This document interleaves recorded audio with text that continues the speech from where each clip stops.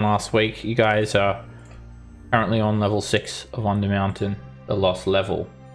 And you've been making your way through this level and sort of discovering all of these the remnants of a lost civilization, you could say.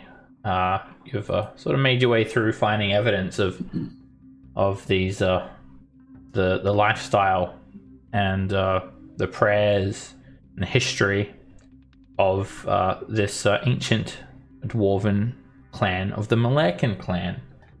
And last session you guys pretty much just were doing a bit of a clean up, some more investigating, learning more about the history of King Malaire and discovering more secrets of Dumathoin. And we ended the session with you guys in this long hallway and discovering an archgate, yet another archgate. Last session you actually found like 5 of them. Yeah, there's a lot. And as Roland approached the archgate to examine it, he was attacked by 2 invisible slat-eye that were flanking the arch. Just a completely unprovoked attack. And you guys fought them off, and we ended the session with them dying. Alright, immediately with the death of those Slad, Nox and Scamp, you hear this searing sound. It sounds like fire sort of burning into stone about 15 feet away from you to your right. And you see these 5 runes appear on the ground, these burning hot runes. And suddenly there is a bit of a spark of arcane energy. And then there is like a flash of red smoke that explodes in the middle of the runes. And as the smoke clears, you hear some coughing. Oh, I overdid it. It's Hollister. And standing next to him is Zigid. Oh, damn it. I really gotta work on that one. What are you looking at? He just sort of exclaims as he looks over towards Nox and Scamp. Why are you not a fried chicken? What did you say to me, boy? You came as a fried chicken last time. Why aren't you a fried chicken this time? Oh yes. None of your business, that's why. Now! Is the Lich dead yet? I'm sorry, what Lich? Oh, do I have to repeat myself every time I run into you, hopeless lot? No, the Lich is not dead yet. I thought liches are already dead. Good. Isn't that yes, their thing? Correct. It was a trick question. Would that be Witch Lich? Well, good, because I didn't want you to kill liches. I want you to kill drow. Kill them all. Kill, or I don't even know what I'm gonna do. Here, have this one. I'm finished with him. And with that, Hollister just sort of disappears with this sort of wild tornado of red smoke that sort of obscures him as the runes fade. You just see him actually like just running off, coughing from beyond the red smoke, and he just like his frail body just sort of carries him away. Now, Zigid, the last thing you remember is being in that room with the demons attacking the party, and pretty much a Hollister arrived in the form of a walking roasted chicken, funnily enough, and he pretty much took you. And while you're taken by Hollister, you're incapacitated, you're conscious, and you just found yourself in this sort of circular room. It looked very nondescript. All the walls were just sort of white marble, same with the floor and ceiling, sort of like a cylindrical shaped room. No exits. And Hollister was just doing all sorts of strange experiments, mixing potions, and like occasionally he'd come and like pluck a hair off you or cut some of your toenails and examine you, take some of your sweat and just like put some of your sweat in a potion and taste it, and you're just completely in this like incapacitated state. You couldn't move, speak, talk, or anything, but you're conscious, and you don't know how much time has passed. And now you, the next thing you remember now, you've got to like, you're no longer incapacitated, and you've just been put here on what looks like level 6 by Hollister with the rest of your companions. I feel so violated. When you say that, you hear Hollister call out from around the corner, "Yes, you're meant to!" And then you hear his like slender footfalls off, leaving away from you in the distance. And suddenly, Zigid, you sort of, a rune appears floating in the air at about head height. It's only a small rune, but it's like a sort of like a 3D model, and it's about a foot tall, and it's just sort of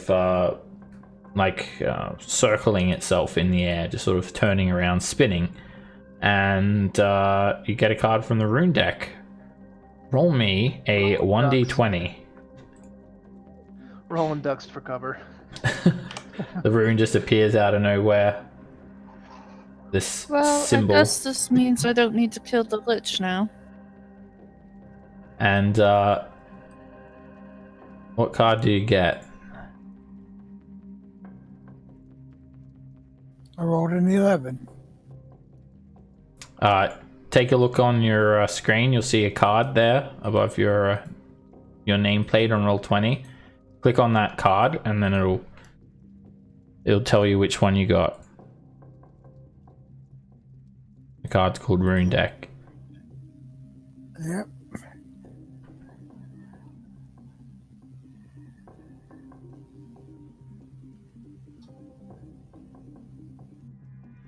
Okay, so I can play this anytime I... Nope. You just tell us what card you got. Lameth.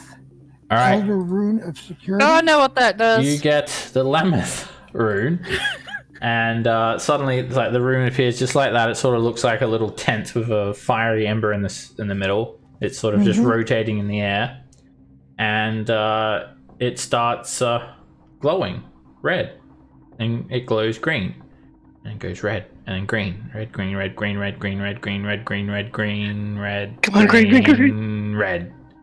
It stops on red, and then it just it becomes empowered with arcane energy. And then it sort of explodes over you, showering you with this scintillating magical energy like confetti. And the rune, you find it burned onto the top of the palm of your hand. It sears into your hand as you gain the Bane effect, which is for the next 24 hours, you can't gain advantage on attack rolls, ability checks, or saving throws. That's not good. It's not great. They're much worse, though. It blowing sucked up. when you're a rogue. Yeah, I bet. And you also are completely Oh, but yeah. rested as well, Zigid. You should be fully long rested.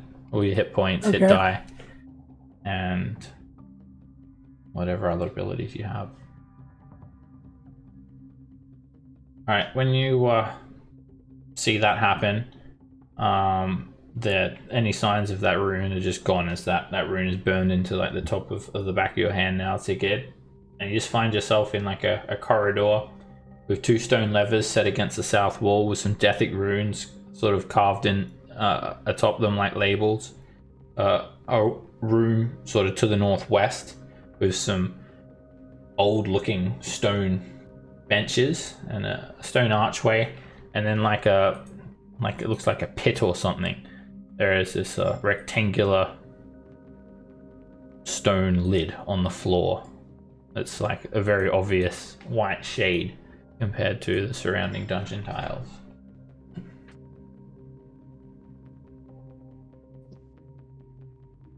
Hey guys, what did I miss? Whoa. Tempest has returned to. Well, Hollister returned. Well, we got into the heart of the mountain. We killed the demons, killed Skella, killed a lot of the Duergar, killed some cloakers. Got into the heart of the mountain. picked a fight with some Zorn. Let's see. Then after that, fought more Durgar, kept exploring, had a jam session. That was very fun. Other than that, So we just Skella fighting turned along the against gate. Skella wound up actually betraying you. Oh yeah, she betrayed us for sure, and she paid the price for that.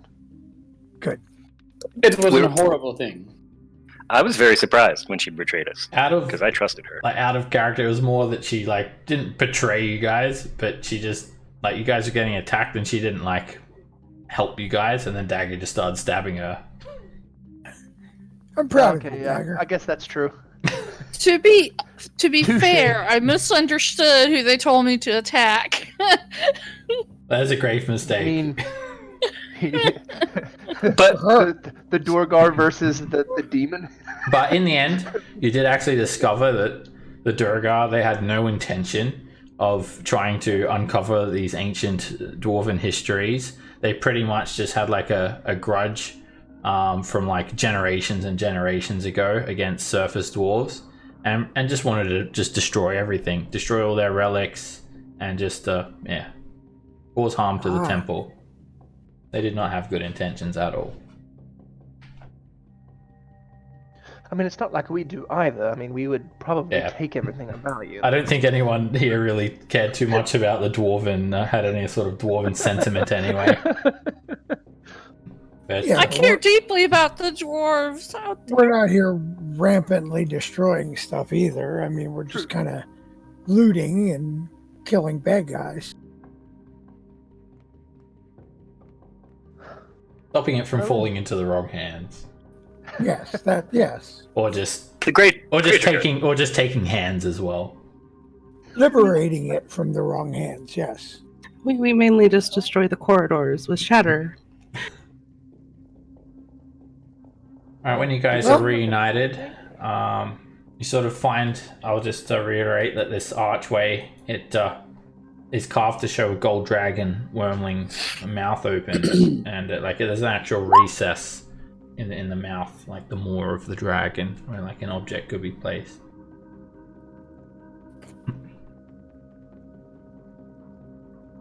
And then, other than that, so there's only one other exit to this hallway, and that's to the north, the way you guys came. Well, So last time we were thinking we would explore a bit, but also at some point head back to a shop, I think, yeah? Yeah. I'm Yes. going to visit again. well, to be fair, like I said, I have some things I could take care of, and it would be handy to have the necessary components to do a spell or two that are harder to do. Right. I was just trying to remember it. That at some point we need to go get you some components. What components are they? So I need the components for teleportation circle. It's 50 for each use. It's 50 gold worth of magic chalk and incense and something else. Essentially, it's just a bundle of stuff that's worth 50 gold. Did you say chalk? Is it chalk or ink? That was magic. I thought you guys were going to craft that. I thought we Yeah. were too. I didn't know we could craft chalk. You can craft stuff. Well, I'm not sure. I know. You could I think it was you put some gem. I'm sure maybe you could, but you could get some gemstones and crush it up with the ink or something, and then someone can make an arcana check or cast a spell on it. And anyone trained with arcana should be able to do that. I mean, if it requires downtime, I'm just out of downtime. But if it's something we can just do, sure. It's not a magic item, so it doesn't require downtime. Oh, okay, cool. Well, that saves that portion. I am kind of banking the idea that we get to a port of some kind, so that I can contact the Doom Raiders though and get my ring of spell story. But that's not a priority. I'm not going to tell everybody we have to go do that right now. Right. But Have we completely cleared this level? There are a few Eh. places that we haven't checked, but other than that, I mean, we can't really be sure. well, shall we check those? Don't see why not.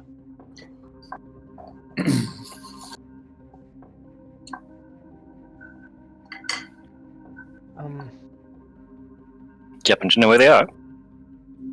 Well, I know some of the places where we haven't visited yet, huh? One of them being right up here.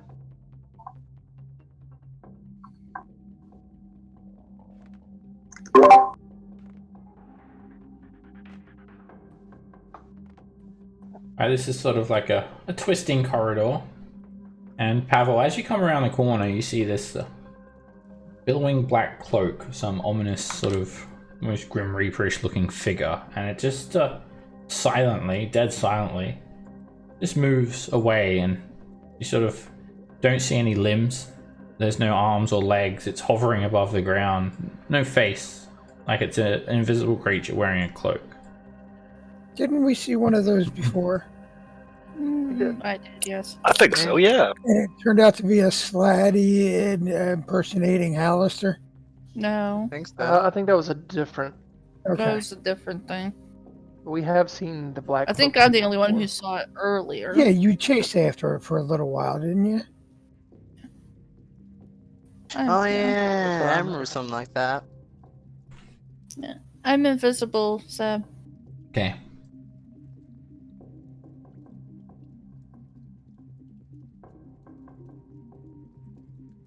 Alright, you still see it trailing off on the edge of your vision, Pavel, as you move up. Silently, doesn't seem to be in any great rush, but it just sort of moves away from you. And it sort of takes a left turn.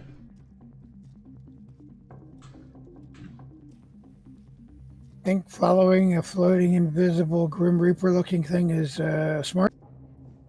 Yeah, maybe. So this connects back up to where we've been before.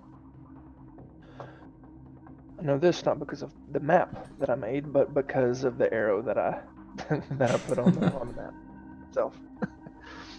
So we've been this With way. chalk. That we crafted.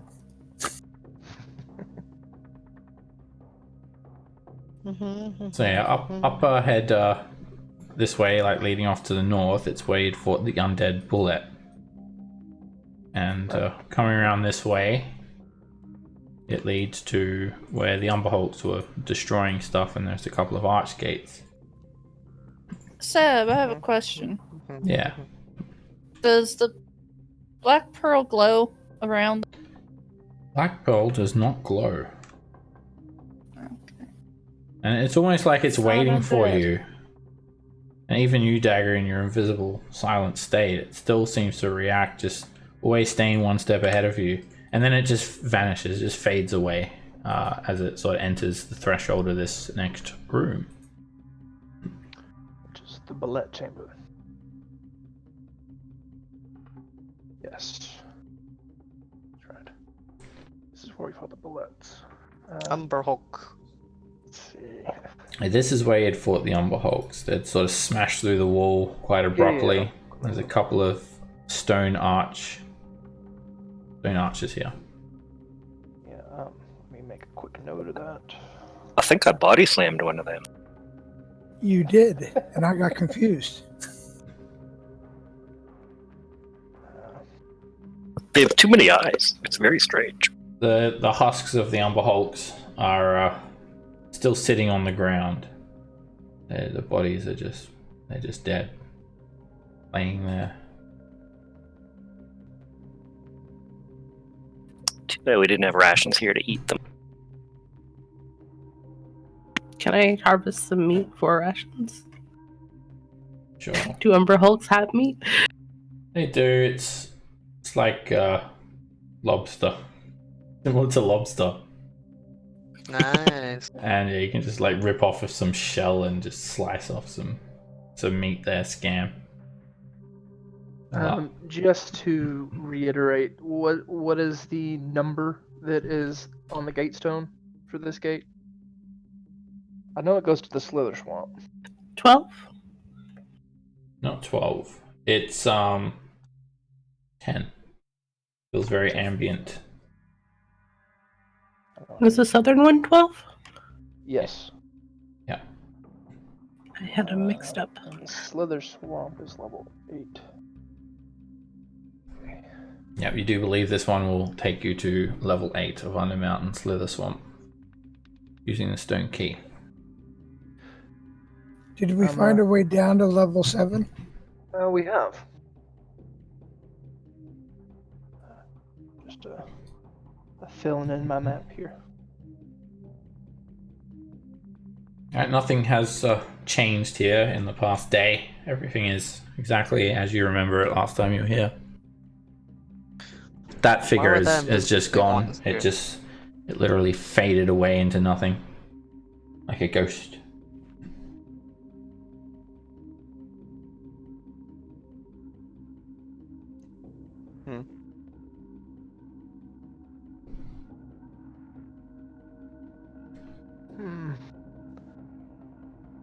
Well, Anybody know where we're going? this is Are there the any blank new- part- This is the blank part of my map, so I'm not sure. I say From that it's the blank part of the map that we've already been to, because I From the- wasn't making the map at that point. No, but from our chalk arrows, it looks like we've been through every exit from this room. We have. But I mean, if we want to keep going the way we were going, make a big circle, I guess. Just to see if we missed anything. Yeah. Okay. I don't think we have. Up ahead, there's an intersection where going left will lead you to the false tomb, and then going east is where you have the encounter with the slud disguised as Hollister. Okay, I'm making sure I got that right. Everything's linking up. I have like no vision at all. Yeah, So- it's very dark. You can draw your sword. Yeah, I will light up the flame tongue then, because Okay. I'm lost. Alright, you light up your sword and it glows very, very Who did I brightly. give my goggles to? Pavel. No, wait, no, we gave it to. No, I No, Pavel, you have the Gabe? goggle. I have him. Yes. Do I have to speak like this from now on? no. yeah. They're not Yes. those kind of goggles. I forgot about that. Depends on how like true RP do you want to be. I don't want to be like that. I want to be OPRP. I mean, if you give it to me, I'll be glad. Yeah, heck yeah. I'll change up. If I don't have to speak like that, I'll change up the vision of my thing to be dark. Okay. Well, they're not those kind of goggles that will They do that to moan. your voice, but They moan. they do talk. Though. They do pinch down on your nose, so whenever Pavel talks, he does sort of sound like this. All right. Well, if we've pretty much explored this level, like barring a few places, I'm sure we'll be back to this level. I mean, it has so many gates that if we have overlooked something, we'll probably come across it later. Sure here. Okay, that's that room.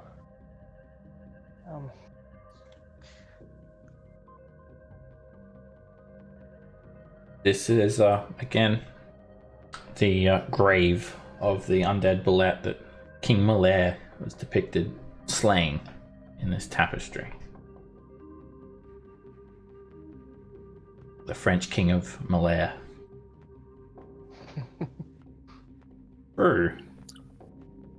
Huh. As you step here, suddenly the ground gives way underfoot. You try to reach Found out something. and grab onto something, and there is a just smooth wall on either side of you, and you immediately fall into a pit filled full of spikes. From the fall, it's 30 feet, the fall itself, you hit these spikes hard. So the fall causes you to take 11 points of bludgeoning damage, and then the spikes impale you for another 10 piercing damage. And you just hit hard into these spikes, falling a full 30 feet, and you sort of just look up, and you're in a completely smooth walled pit. That kind of got the kink out of my back. Well, while you're down there, have a look around. It's real spiky. Hey, you guys. I found a new place. I don't think we've been this way before. I would have remembered this part. I don't think we've been here either, Brew. One moment. Sigurd, you wouldn't happen to have a rope on you, would you? I think I do. Let me. Well, I have a rope. I do too. Well, What kind of rogue would I be if I didn't have a rope? we just need one rope thrown down, and either Sigurd holding it or a grappling hook on the end. Alright, suddenly the lid of the pit snaps shut, Shit. and the cover just completely blocks the passage. There goes Brew. Let's go on. Well, Oh, thank God I just found it. sort of plunged into Alas. darkness under there. Alas, poor Brew, we hardly knew ye.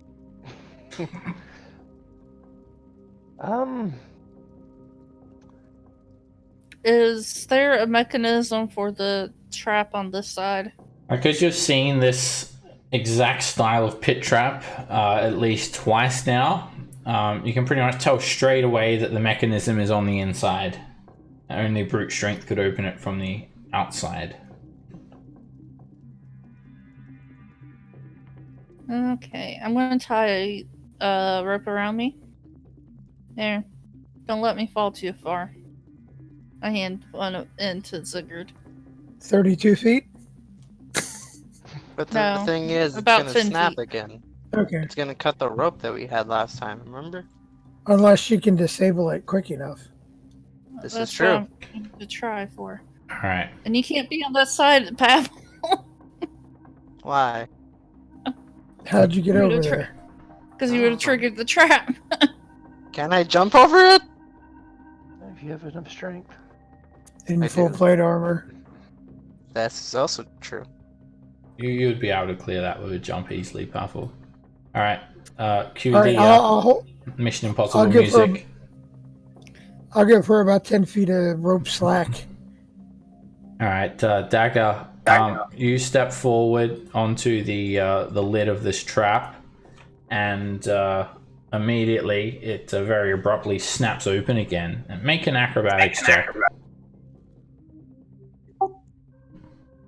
Alright, you just sort of go with the flow, and you just pretty much completely horizontal with your feet placed on the lid of the trap, expertly, like completely smooth motion.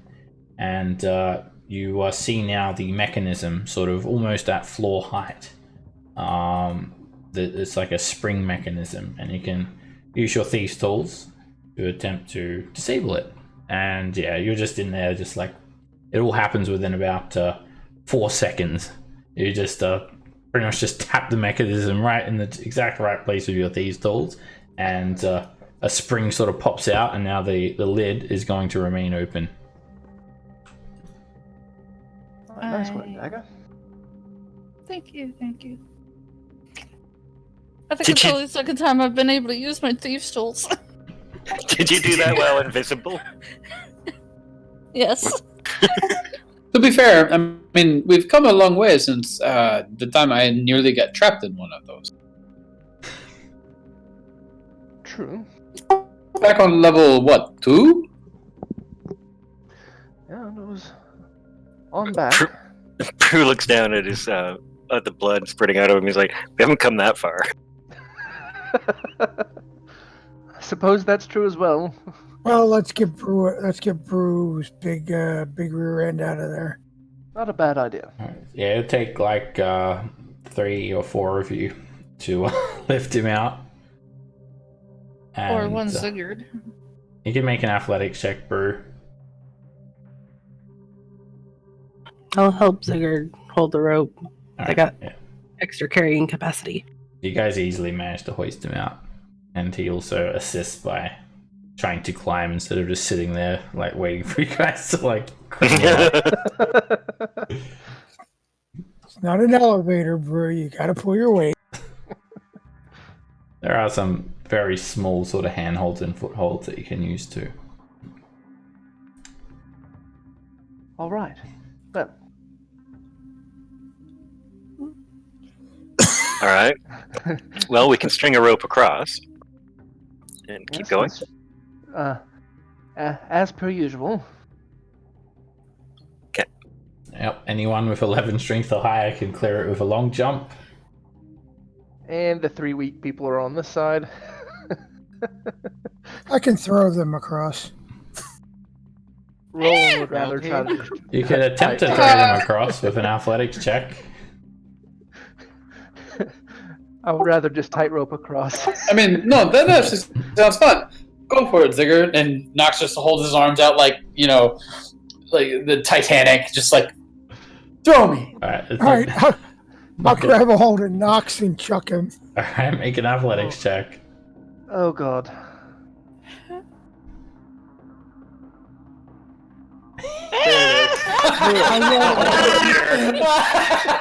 You throw Nox straight into the wall. He just face plants to the wall, and then he falls 30 feet down into the pit.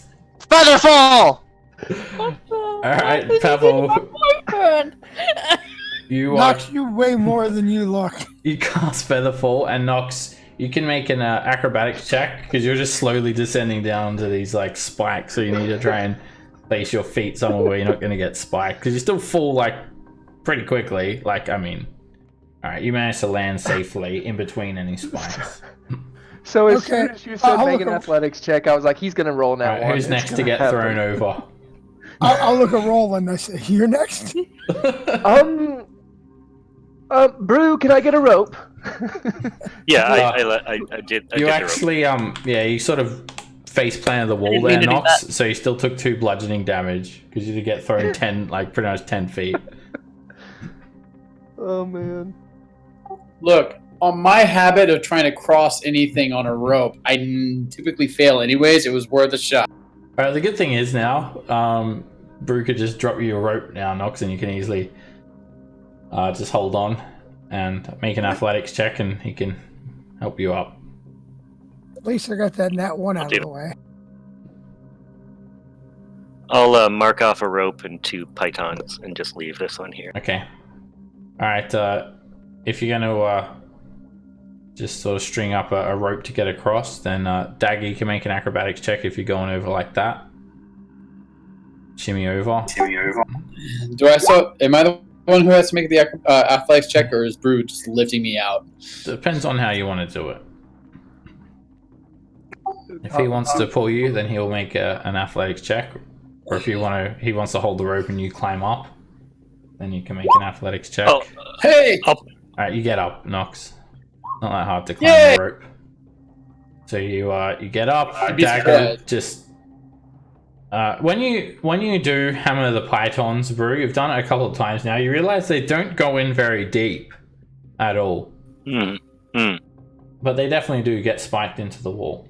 And yeah, Dagger. So when you're doing your acrobatics check, you're keeping this in mind, and you're trying to make sure that you're not putting too much weight in a particular spot, or do it very quickly so the spikes don't come out of the wall. All right, so I can make myself extremely skinny. all right, and we can also have two jumpers anchor them, or one jumper on the other end. yeah, you could also hold as well. And Roland, do you want to? How would you like to get across? Do you want Zigger to throw I'm you? just Or... I'm tight roping. Thank you. Okay. Yeah. You manage to shimmy across, and Zigger, you can just clear it with a long jump. Alright, you've conquered yet another pit. Barely.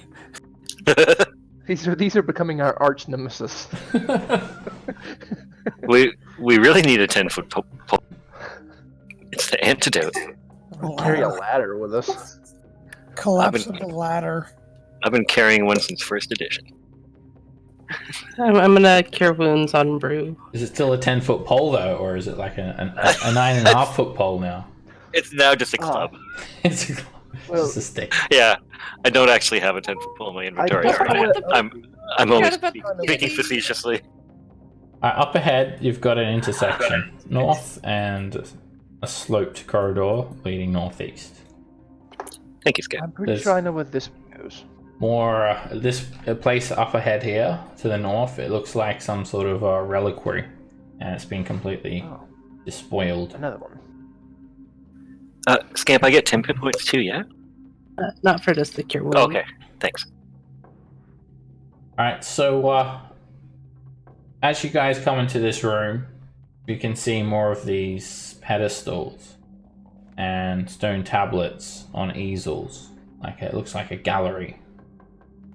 There is just broken heaps of stone now all over the ground. Things have been smashed, defiled, dioramas have been crushed. The place has been just, yeah. The Duragar must have come through here and just destroyed everything. You know it's not the Amber Hulks as well, because the Amber Hulks would have actually destroyed the pedestals themselves. The pedestals seem to be untouched. I hate them guys.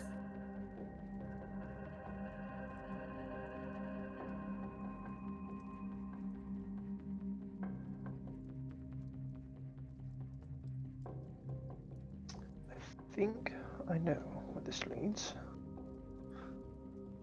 But I'm not positive. Up ahead, around the corner, this leads back to the music room, Yes. and then the way to the north leads to the Temple of Doomethorn. Can I do a quick search for any secrets in this room here? Yeah, you can make a perception check. Take a look around, Brew, and you do not see any secret doors. All right. Seb, can I use the light cantrip along with the visions of Goggle Knight? Sure. There's really nothing left. I think that we've pretty much explored it all. Unless I'm just missing something, but I think that's it. Did we go to the south up there at the corner? Yeah. There was like a big organ, pipe organ. Yes. There was a we corridor had we our didn't go jam down session. the pipe. It's very fun.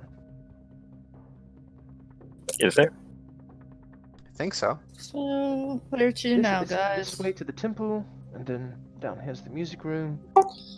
Um, Going well, south, and we'll get back to where we were.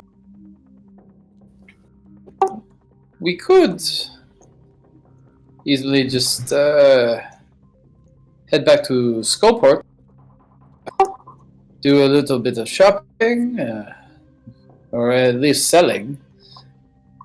Gather what supplies we need. I could contact the Doom Raiders. They could bring me my item. And we could be back here in a jiffy.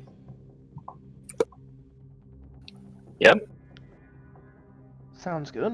Do you Yeah, have the wouldn't you- components you need to get us there?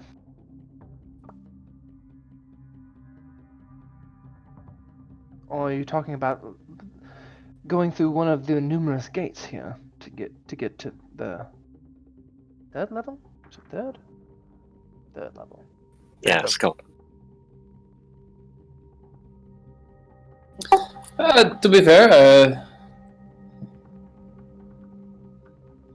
I have now some chalks infused with precious gems. I believe I could get us there in just one hop if we want. Sounds good. Just remind me, Nox, did you already use downtime to search for the item, and then they gave you a price? Just ring a Yeah, that was story? way back when. Yeah, it was a long time ago. How much was it? Do you remember? 12.5. Okay, I thought so. Well, I mean, you don't have to go to Skullport to buy that if you've got 12,500 GP. They'll. Roland and I were actually talking about this. We actually thought it was under the. I would have to still get it from like a populated area, like a normal marketplace, not just randomly acquire it. Well, that's where Hollister comes into play. Oh. Well, if you got the gold, Or you presume that it was organized, that the Doom Raiders, one of them meets you in Undermountain here and comes and drops it off to you. That's fair. Yeah, I'll go ahead and take care of that. So yeah, we've got, as long as the Roland, you're still good with it, and the party was still good with it. I was using a portion of party funds. Roland was going to help fund it, and I was going to use basically everything I have. of course. So that's how we acquired the needed amounts. All right, if you've got 12,500 GP, then sure. How much are you taking from the party loot? Oh, 1 second. I've got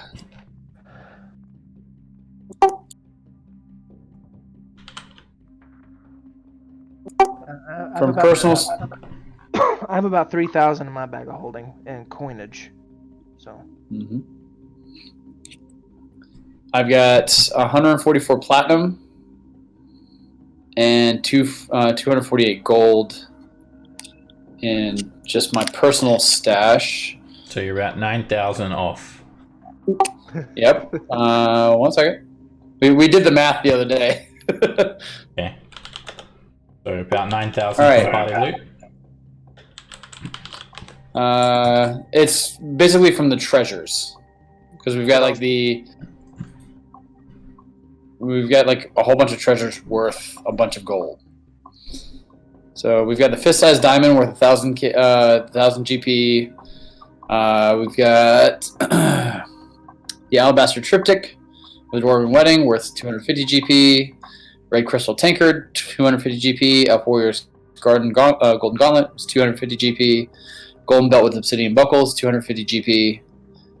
All right, you don't need to like list them all, but if you've got like 9,000 or whatever worth of valuables, then you can use them. But I would just suggest that you do consult with the rest of the party, because everyone should have an even share of that party loot. Wait a minute. And 9,000 is a big chunk of change to take from that. Were we looking for the red crystal tankard? Were we? Yeah. Yes. Yeah, and like the golden belt buckle and the obsidian thingamabob and all this other stuff. So that was the stuff that Skella had basically stolen from the tomb. There were in one of the rooms a bunch of pedestals that required some things. There's also a 6th pedestal, but we don't know what item goes with that. The crystal, probably this crystal crown that Roland stabbed his hand back. Probably, I think. Well, we no longer have the gem-studded cloak. We got all those. We took all those gems off the cloak. That is true. I was planning on putting like. Either way, still put the cloak and Tyrell on there, because I mean, even though it's off there, I think as long as the items are on there, I think. Yeah, I'm in favor of using whatever share is in there to support getting the ring. Yeah. It boosts the whole party at the end of the day, really. Well, then we also have like a. But if we're gay, yeah, we should do downtime in between sessions though. So we'll leave it till after the session to figure that out. Yep, that's fine. That's fine.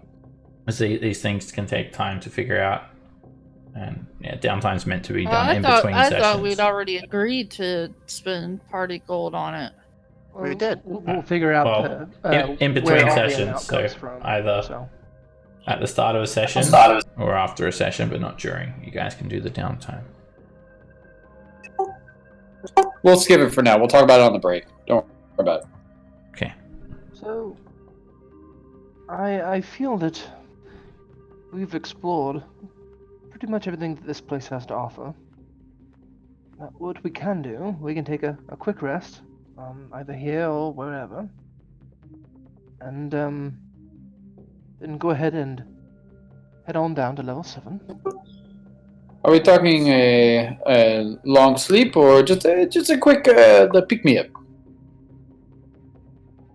Well, either or, really. I mean, Oh, I do not need the sleep. I do not think we've been awake that long. But I just wanted to clarify. Well, a short rest would be okay for now. Sure. Let some of us heal back up, recover some resources, and I want to check out this crown in the meantime. Ah, well, I do think that to be a poignant thing, Roland. Good choice. All right, you guys gonna rest here in the music hall? It's as good a place as any, I guess. All right, everyone take a short rest, and you examine the crystal crown during the rest, Roland, and you don't see anything that would point to it being magical. It's quite ornate, and it is made of crystal, but there are no runes. It doesn't glow, and apart from the fact that it turned from like a swaddled baby into a crown, you're just sort of stumped with that. D8 for Song of Rest.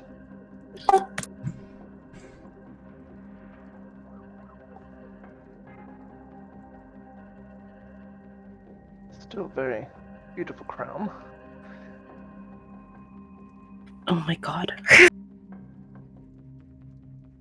you're not doing too hot with the hit dice there, Scamp. No, the first one was a max and the next two were ones. Brew uses 2 hit dice and like heals the entire party. Yeah. Pretty much. I mean, those 2 hit dice are like half my health. I'm fully healed. Brew, do you have an 18 or a 19 in con? 18. 18? Yeah. Alright, you guys rest up here, maybe strum on some of these instruments again. And Roland would definitely play at least the organ again. right. Make a performance check, Roland. Okay.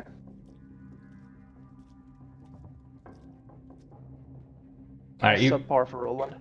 you play the organ, and that's sort of your song of rest. You just blare these massive stalactite sort of pipes, and I'll give you drum support.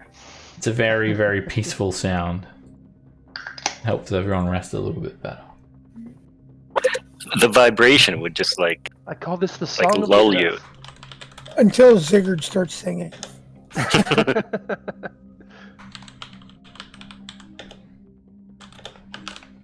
Okay. No disturbances during that time. Just no sounds or anything. Just silence, apart from Roland's like ear popping performance. All right. Well,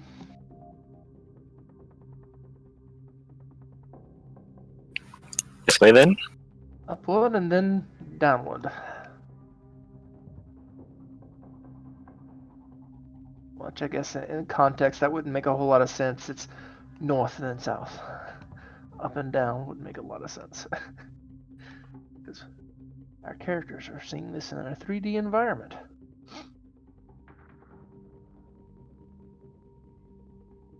Yeah, but you could be talking about with reference to the map.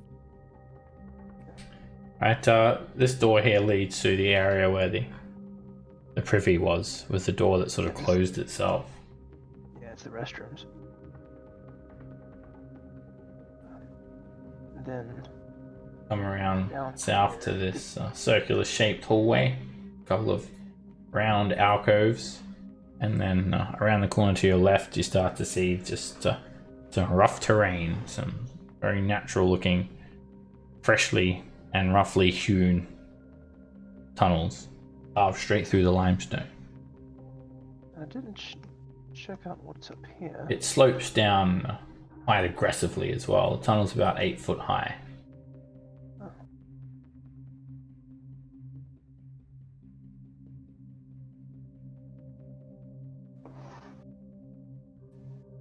didn't even know it went up that way. Door. Have we been up there? We have not. There is a door up here and a long hallway extending to the north.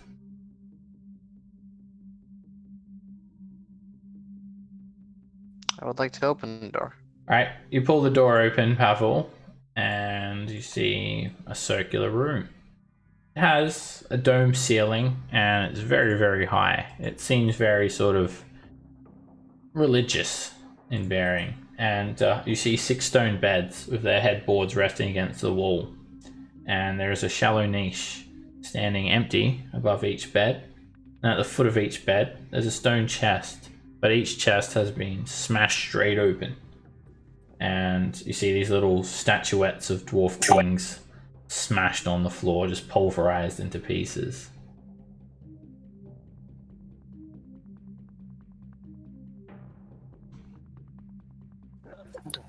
Looks like Skillet's boys were here.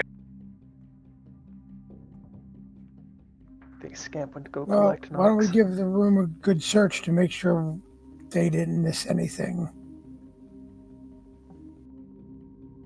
Or not. Yeah, they might have. Well, I mean... Alright, I mean, I can go in there and look. You take a look around and there is nothing of... You don't see any secret doors and there is nothing of value. Everything seems to have been looted and anything else has been smashed.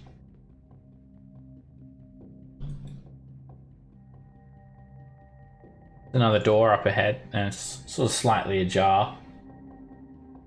And you pull it open, Pavel, and the room looks just the same as the other one. Another, looks like maybe an acolyte's quarters, but it's been ransacked. Everything's been knocked off the shelves, smashed, chests have been cracked straight open, their contents plundered. And you think the Duragar are probably responsible for this. I'll open this one. Alright, when you pull this door open, Brew, there's something a little bit different about this room. It's been destroyed, but not from some warhammers or war picks chiseling through the stone. It's completely scorched, everything blackened by fire. Everything has been incinerated, including stone that's just been blown, like pulverized, blown into smithereens. Brew looks back at Roland. I forget, was this one you? It was not. Well, I'm glad we weren't on the inside of that one. Anybody want to go in there and look around? Not particularly, no. I just got all shiny and healthy. So that means it should be you. Go. Alright, I'll go in and search. I can make a investigation check. There's like nothing of interest in terms of items because there's just blackened rock all over the ground. And Brew, you just doesn't make sense to you how a fire started in a room with everything that's only stone. And same with you, Pavel. You don't know how Do a you get fire it? could have started in this room. I don't get it. Me neither.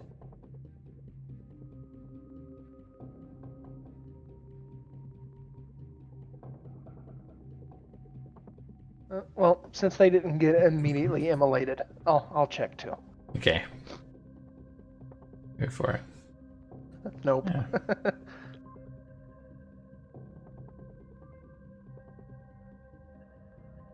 Nothing flammable, just stone, chunks of rock. We've been Maybe a here. fire elemental or something of the sort. This is the start of King Malaire's history lessons. It's the stone plaques that sort of depict his life. So we've been here? This is where Yes, I we first have. saw the floating cloak. No. I thought it was. That was where you were before, where you saw it. Up here, that's where all the lights that sort of dangled around that looked like Beholder's eye stalks. When Roland mentions Dig in. maybe like a When you pass through this hallway, Yep. You fall. The floor opens Ah. straight up. Wonderful. And A pit breakaway traps. stone floor. It's a 20-foot deep pit. You try to grab onto something, and there's just a smooth wall. The lip of the pit is out of grabbing distance. So you fall and you take some falling damage. 20 feet, you land on the ground prone, and you take 9 points of bludgeoning damage. I'd like to, as quickly as possible, hammer a python into the Okay. open. While you're doing that, suddenly a red rune, a glyph, appears on the base of the pit, and it detonates. Oh no. And Brew and Zigid, both of you make a dexterity save, because there is just a 10-foot square column of fire that just churns straight upwards. It you don't react in time to lean your head back, Brew, and it sort of singes your face. Brew, you take 2d10 fire damage. You take 15 fire damage. Damn. But Zigid, you just quickly brace. You shield yourself, but you're just sheathed in fire regardless. You actually fail the saving throw, and you're hit for 27 fire damage. And it is just a massive column of fire that sort of erupts here. And then the rune pretty much just is like a burnt black sear in the ground. And then that fire just sort of disappears as it washes over you. Okay, that wasn't pleasant. Wow! I'll throw a rope down. Well, I'm going to search around down here before You can climb make out, a make sure there's no secret. perception door. check. The walls are completely unscorched. And Brew, just you want to hammer a python into the wall, or just drop him a rope? Well, so first making sure that I'd hammered, I deducted one to hammer into the mechanism, All like right. into In keeping that it case, open. Yeah. make an athletics check. Okay. You easily just hammer one in to the latch, the lid. So could you take a look around, and it's just a blank 10-foot wide, 20-foot deep pit with no features whatsoever.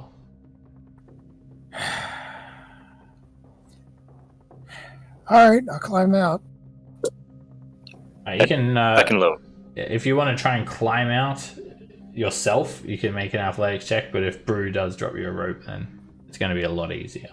So you can still make an athletics check. Yeah, I'd drop a rope for sure. Scamp, give me a hand. Go And hand. yeah, you easily scale that rope. No problems. Well, that sucked. Yeah. Pits. These are the pits. And now you have an inkling to what maybe conflagration erupted in the other room. Yes. Well, I believe that hallway That's- over there. That's the last time Ziggurat is taking the lead. I believe that hallway over there is somewhere we've already been to. In fact, I think if we go to that hallway and go south, we'll find ourselves at the privy again. Yeah. So, That's right. if we want to go ahead and head to level 7, or what we presume to be the way to level 7, we can just head straight south from here. All right.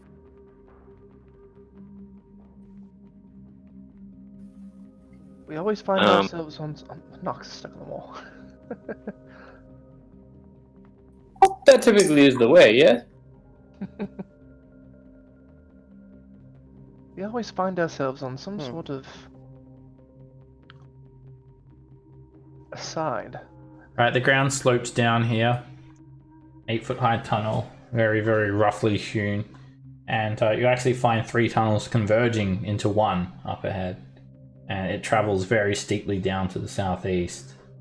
Yep. That's what I thought. All the tunnels are strewn with debris. Door. There is an alcove off to the side here with a door set into the south wall. Powerful. Would you like to open said door? Yes. You open said door and you see a somewhat stately room. The floor's made of white marble and there are black marble benches standing in the middle of the room. And there are these rusted iron shower heads protruding from the ceiling with a rusty pull chain hanging near each one. And there are some drain holes in the floor. And it looks like a nice shower room.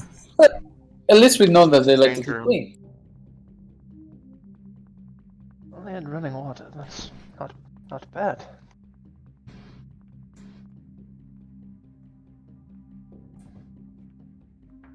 And is that another door in the south there? Yeah.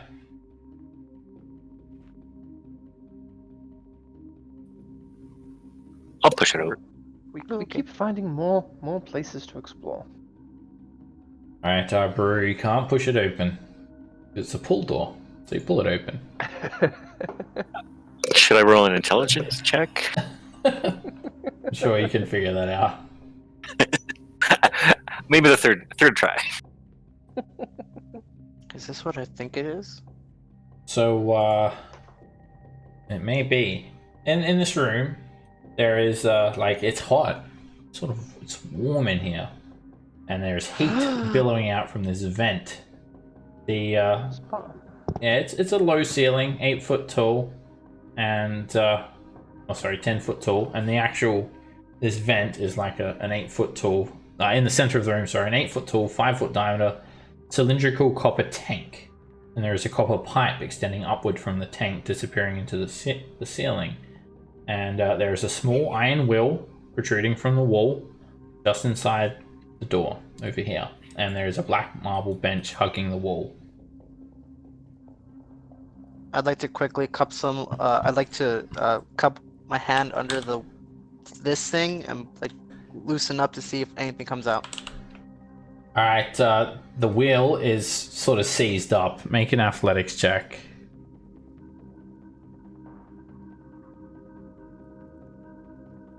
It is not budging, Pavel. You give it your roll, and it just does not budge. It's all seized and rusted up. You have to put a little oil on things like this sometimes, Pavel. If I have any, I know it's not like gear oil or anything like that, but if got some lantern Oil of slipperiness. Oh, I'm wouldn't waste it on that. I don't think. Make a investigation check, Roland, to take a look at it. It's covered in rust, so you feel like you're gonna need some just brute strength to just sort of unseize it. Oil's not gonna help too much. Burrow, Zigguard, anyone else want to try? Sure. What do you think it'll do? Yeah, to what end? I think it's a I'm already hot enough. It's a sauna. It's a sauna, yeah. Sauna. Yeah, I attempt to. Alright, Brew. Yeah, you just you don't even understand why it wasn't turning, because when you grab it, it just turns like normal. And all of these little shards and fragments of rust are sort of just chipping off as you're turning it. And it just unleashes water. It just sort of rains down and it pours out from the pipe onto the tank and into the tank and around the tank, and it creates steam. Aha! Oh, that's nice. Yeah. Alright, it's time for Brew to strip off and sit on the Okay, I'm out of here. sit on the bench. Hey, you guys, come on in. It is good. Come inside. It's good. There's not a Brew lies down. No Russian bathhouse here, boys. It really doesn't take much for Brew to strip down, actually. He's, Especially he think only just wears like w- pants, right? I think he's wearing the same breeches from. I from have like last- washcloth made of my back hair. Oh, God. Wow. No, thank you, sir. I think I will take my leave. Alright, so no, it's it's nice. It's a bit of a feat of engineering. You're not sure what is the source of the heat, but it creates like a lot of steam. It's actually probably pretty uncomfortable for you guys because it's already. I mean, it's a pretty ambient temperature in Undermountain because you're so deep underground. But yeah, you feel like maybe if you weren't like wearing all this armor and stuff, you may enjoy it a lot more. I mean, Brew's probably enjoying it, but Pavel, it just makes you like uncomfortable. Yeah. Just steams you in your armor. Like a lobster. Yeah. Oh, it's nice, you guys. Well, now that Brew has gotten a sweat bath, perhaps now we can go to level 7. Sorry about that. I was just curious about all this stuff.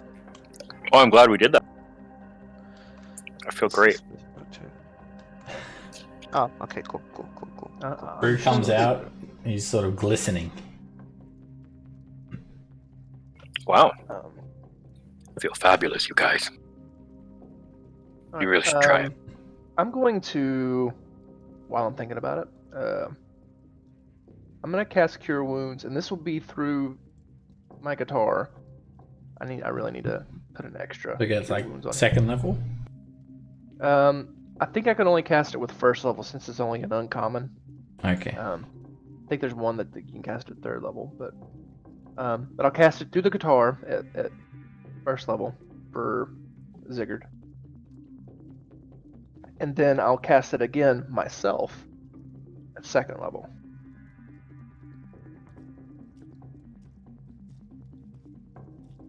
So 17 altogether. Thanks. No problem.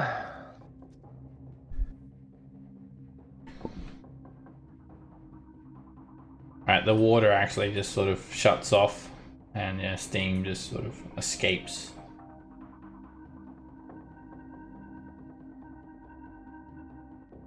Stopping the sauna effect eventually. All right. Okay, are we done screwing around with this? Yeah.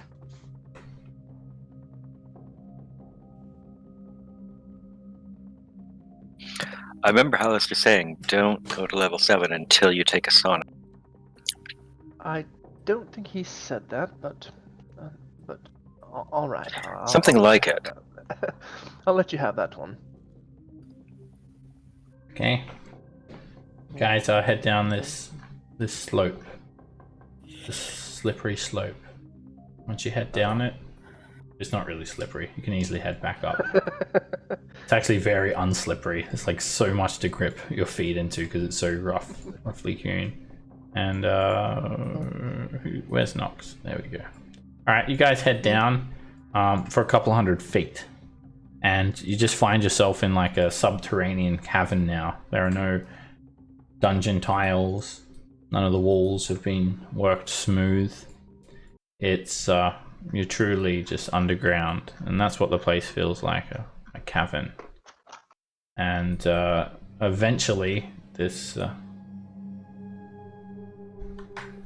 corridor, this tunnel, it will open up into larger tunnels.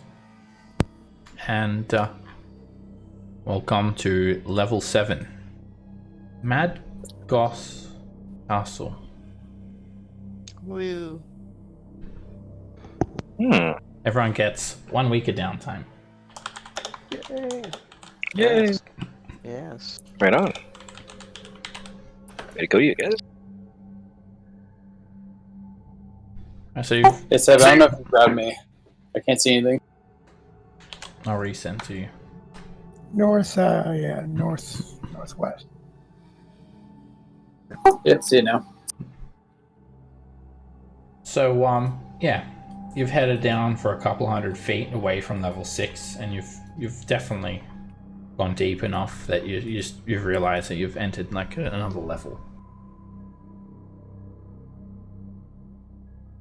The tunnel itself, it's completely strewn with rubble, and it's not that big, 8 foot high, quite narrow. Does it look like one of those Umber Hulk tunnels? Yes. It's definitely not naturally formed. And up ahead, there is a much wider passage. The ceiling is 20 feet high. It widens, it's massive. Again, it doesn't look naturally formed. Someone has carved these out. And it's like almost like a maze. Except for this very small tunnel, which looks pretty much the same as the Umber Hulk tunnels. So a small tunnel off to the southwest here, and then large tunnels branching off in all different directions to the east. Large columns of rock sort of segregating the different directions that the tunnels go.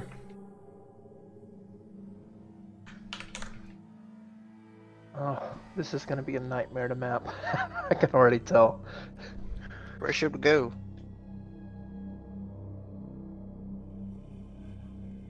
Pick a direction. Oh, nope, Okay, we're going north. Woo. Always go to the left. You can sort of hear something up ahead. Some just movement, maybe something living. And the smell. There is a creature here. Smells like an animal's den. And Dagger, make a stealth check.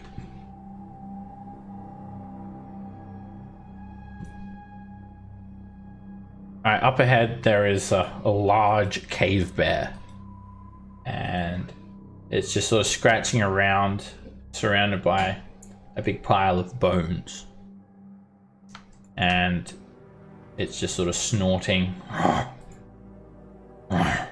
And it turns its head when it sees Pavel, and it lets out a loud roar. And it starts to stand up on its hind legs, sort of scratching away with its massive claws at its chest. And then it starts running over towards you. What do you do?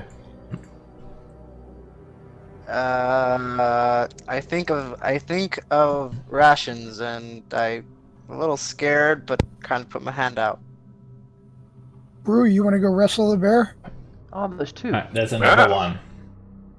And, alright, Pavel, make an animal handling check.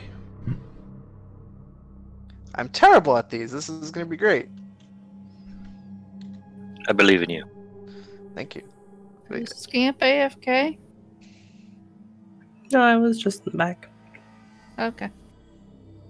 Alright, you hold your hand out, and the bear just sort of stops charging. It doesn't approach you in a friendly manner. It doesn't become docile or anything like that. But it does just sort of stop here, and it asserts its dominance. It's like sort of swinging around its claws, standing up on its hind legs, letting out loud roars, and then sort of landing back down on all fours, just roaring and sort of tilting its head side to side while snorting. Well, I have a potion of animal friendship here if somebody wants to use it. Anyone? Does that need to be given to the animals, or can we just take it? I think you take it and it makes you better talking to them. Well, or communicating, not necessarily talking. Throw it at the bear's face. Do you want us to try to force feed it to a bear? I would like to see anyone who would try that. I love that image. I could probably get the bear to eat it. Trying to get a bear to take a potion. Pavel, with your animal handling check, you feel like these bears are very territorial, and they will attack if they are approached. Ah. Did we want to do the animal handling potion, and I can see if I can maybe talk to them and get us passage at least around them? Yeah, I mean, maybe. I think that would be okay. Oh, worth a shot. I will hand her the potion of animal friendship that is in my bag. Okay. Potion of animal friendship. Okay, so you down that scamp, and it lets you cast animal friendship with a spell save of 13. Like a muddy liquid with little pieces in it, and it tastes like dirt. Whoa, do you want something like a chase? Nah, scamp will be fine. You like spit out a couple of fish scales and animal friendship. Okay, so when you cast the spell scamp, it has a range of 30 feet. You need to be a little bit closer, and it must see and hear you, and yeah, it makes a wisdom save, and that's exactly what it does. Ooh. No. And it just sort of growls, shaking its head, sort of Scamp can actually talk to him. Can't she? standing up and down, going from its hind legs back onto all fours. So I'm gonna kind of put my hand up and easy. Here, hold on. And I'm gonna offer it some rations. Alright, you can make an animal handling check as well, Scamp. And so what you can like convey, you can sort of speak to them a little bit, like basic ideas or something. Yeah, they can understand the meaning of my words, though I cannot understand them. Okay. Alright, well, you have advantage. You can do it with charisma as well. Animal handling charisma check. I mean, I don't have proficiency, so it'd be a -1. Alright, or you can just use your normal animal hand. Oh, you don't have proficiency in animal handling? No. No druids ever do. Alright, well, you can just make a normal one then, or you can use charisma and have advantage, up to you. Use it. Was it usually wisdom? I mean, Alright, using you those already rolls either way, it's probably not great. Okay, this bear, you feel like if you don't move, they're about to attack. They become increasingly hostile. I'm gonna back off. It roars and it communicate starts sort of that. swiping around its claw. This is their home. Maybe we should back off and perhaps find a different way around. And just decide not to go this way. I mean, they're just protecting their home. I'd rather not attack them if at all possible. We can always come back to this place. True. Yeah, there are other tunnels, right? Alright, so Scamp suggests finding another way around. Alright, Can I try? you guys get Can I try one more 150 XP for that encounter. If you don't move, the bear's going to attack you immediately. Oh, okay. I want to try one more time. It's only because you're the first one that they haven't attacked you already. Alright, they just sort of hang around that area, pacing back and forward, giving you leers.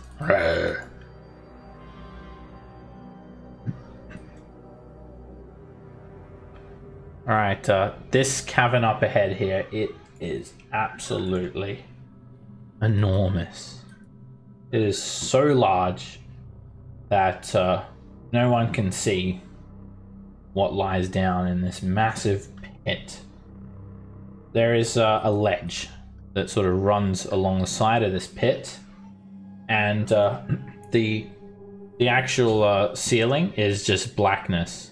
You cannot see the ceiling. None of you with your dark vision can see the ceiling, and none of you can see what lies below in the darkness here. In fact, those of you with dark vision look down and just see darkness. It's deeper than a 60-foot drop.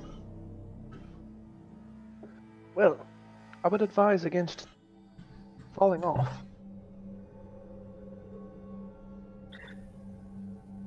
Are there any stones around? Is it a sharp drop or is it a gradual drop? It's a bit of a sharp drop, yeah. It's definitely not sloped like It looks. so that's like a drop there, Pavel. This is the ledge. 90-foot drop. Oh. So you're at the top of the ledge. Looking down here, you just see darkness. Stay with the group, Pavel. Alright, suddenly, you hear something coming from this way to the south. Something big, something loud, and The way something I'm quick. going, or from the... Coming from the pit. Yep, coming from the pit. And it's coming in quick. And then, yeah, you can't see because you have to be right up against the edge if you want to look down here. And then again, it's dark. Alright, you peer down, Brew, and you see this giant. Stone Whoa. giant. And he's scaling Oh, goody. this wall like nothing. He has complete perfection in his body tone, just like it's pure muscle.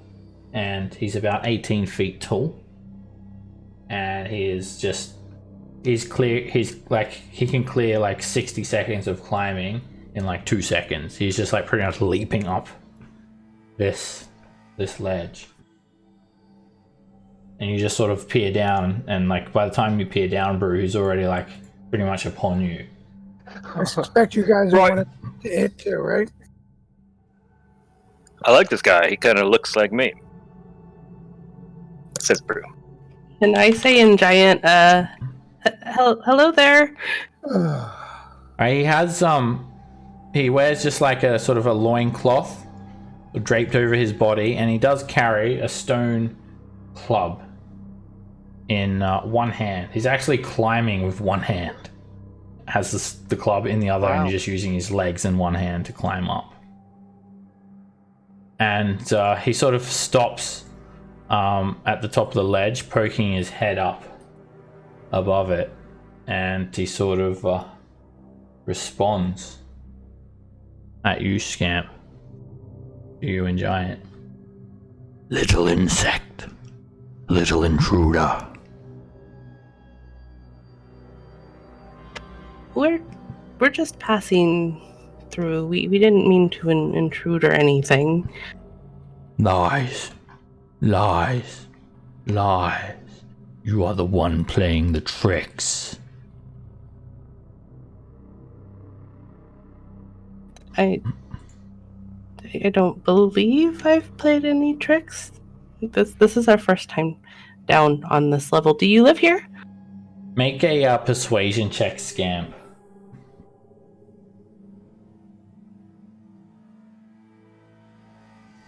Nice.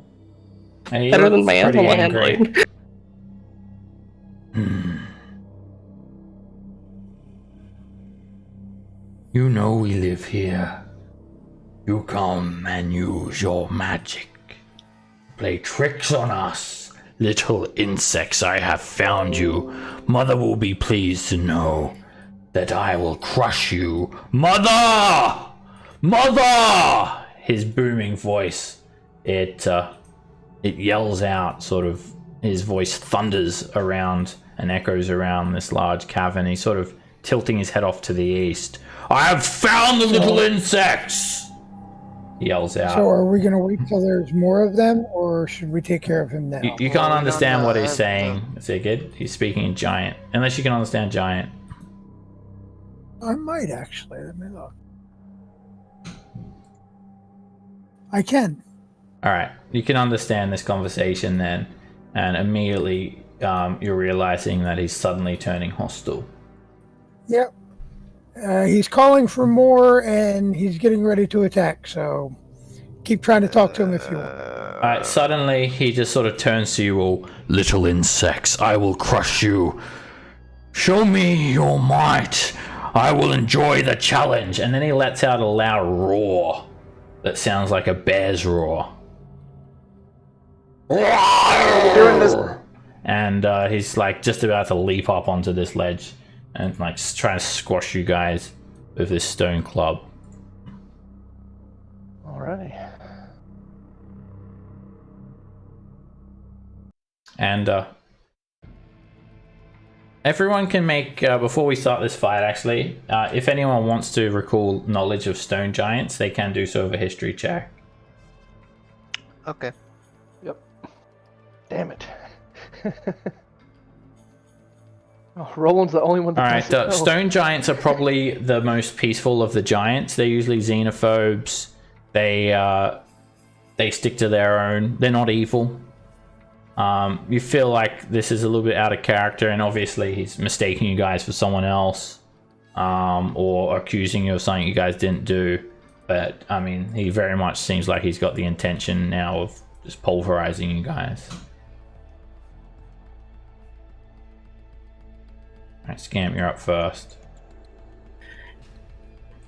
So we've met people that have been infected with like madness and stuff under here before. Does it seem like he's potentially like infected with madness? Make an insight check.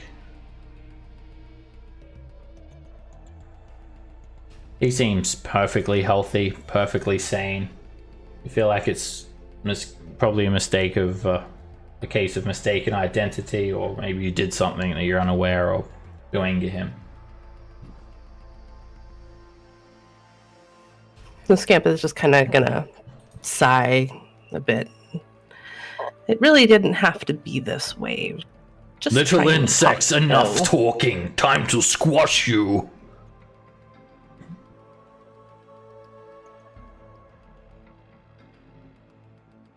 I am going to. He's not wearing anything metal, right? No. Just has like a leather jerkin on. Not even that, just like a leather loincloth sort of dealio. I'll just frostbite at him for now. Alright, a bit of ice starts to form around him. Oops, have him on Whisper. And he gets a 12.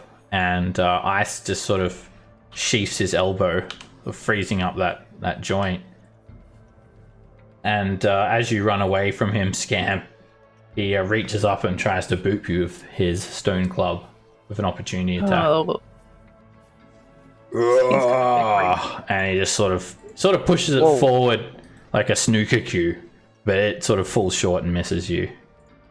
Definitely, his ice is just, his arm sort of just frozen up with the ice. And he's got a long arm.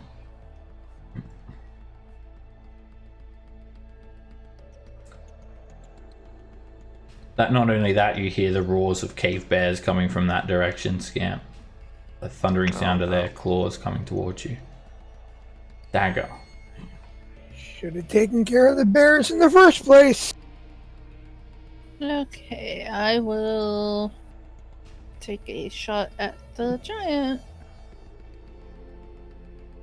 Wait a minute, how far away am I?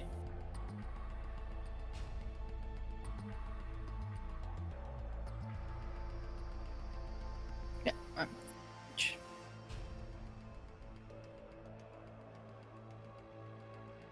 That hits him. Alright, you sink a crossbow bolt like straight into his neck. Dagger, and like blood spurts out. But just because of his enormous size, it only seems like a small injury in comparison.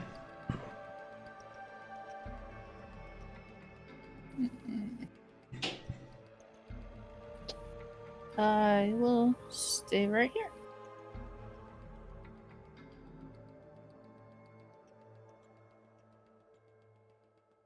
Why not?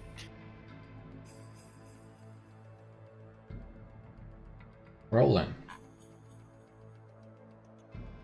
I would like to tell this giant the funniest joke he's ever heard.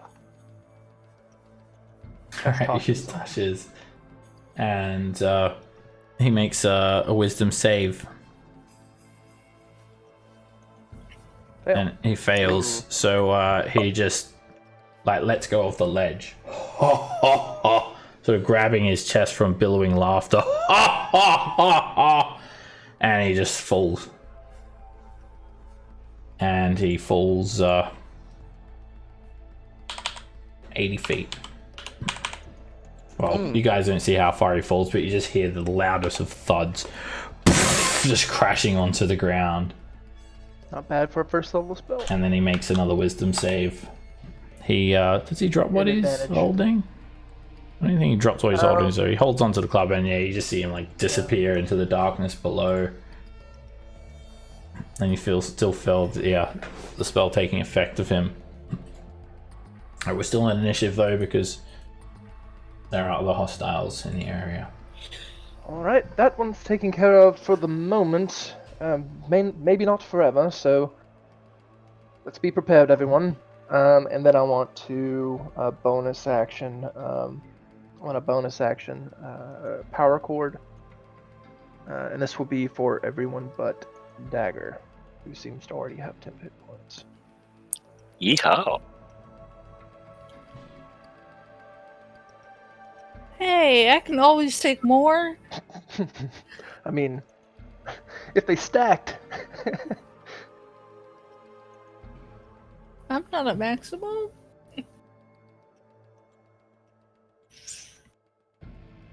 Alright, so who didn't move? Just Dagger and Zigid? I didn't move. And Scamp? Yeah, I don't think I'm gonna move. Alright. That's bonus action. And with that, I end my turn. I'm worried that they're gonna come from this direction. Brr. Brew, who was bracing himself to try to grab the giant in a headlock, sort of emulates the laughter when he sees the giant fall. Turns to Roland, and he's laughing just as hard, because that was hilarious.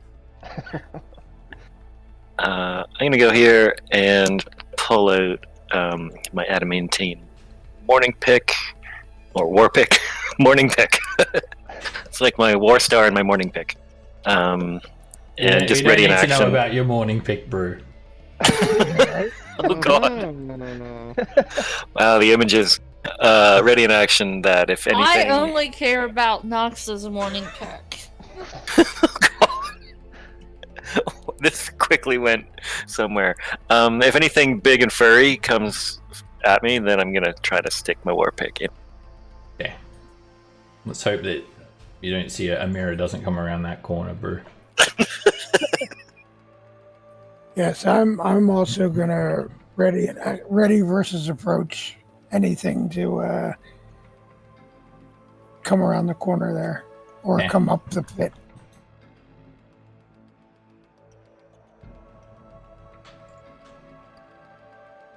All right, and EOT.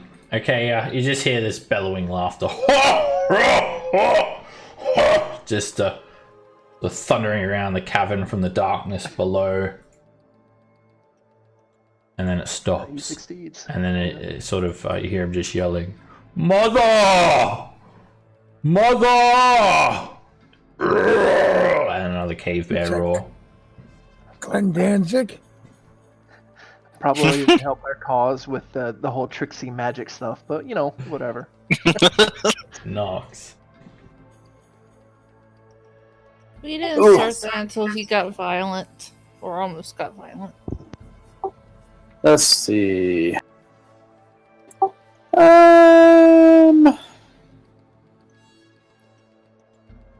You know what? It's always a good thing when we can kill things faster. So I don't like how they've made all the spells like fully laid out now. Yeah, they updated it. You press the little information icon to shrink it back down. Oh, okay, cool. Otherwise, That you gotta helps a scroll lot, down doesn't like 8 pages to like kill 3 spells. A little ridiculous. It does look I was nicer like, though, but yeah. I thought looks nicer, not nearly as helpful. So I'm actually going to reach out and cast Haste on Sigurd.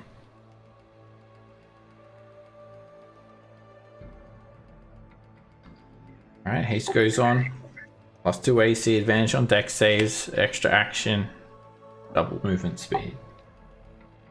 And to try not to be in the middle of to not be clumped up with everybody, I'm gonna actually just kind of move here, slightly in between. Powerful.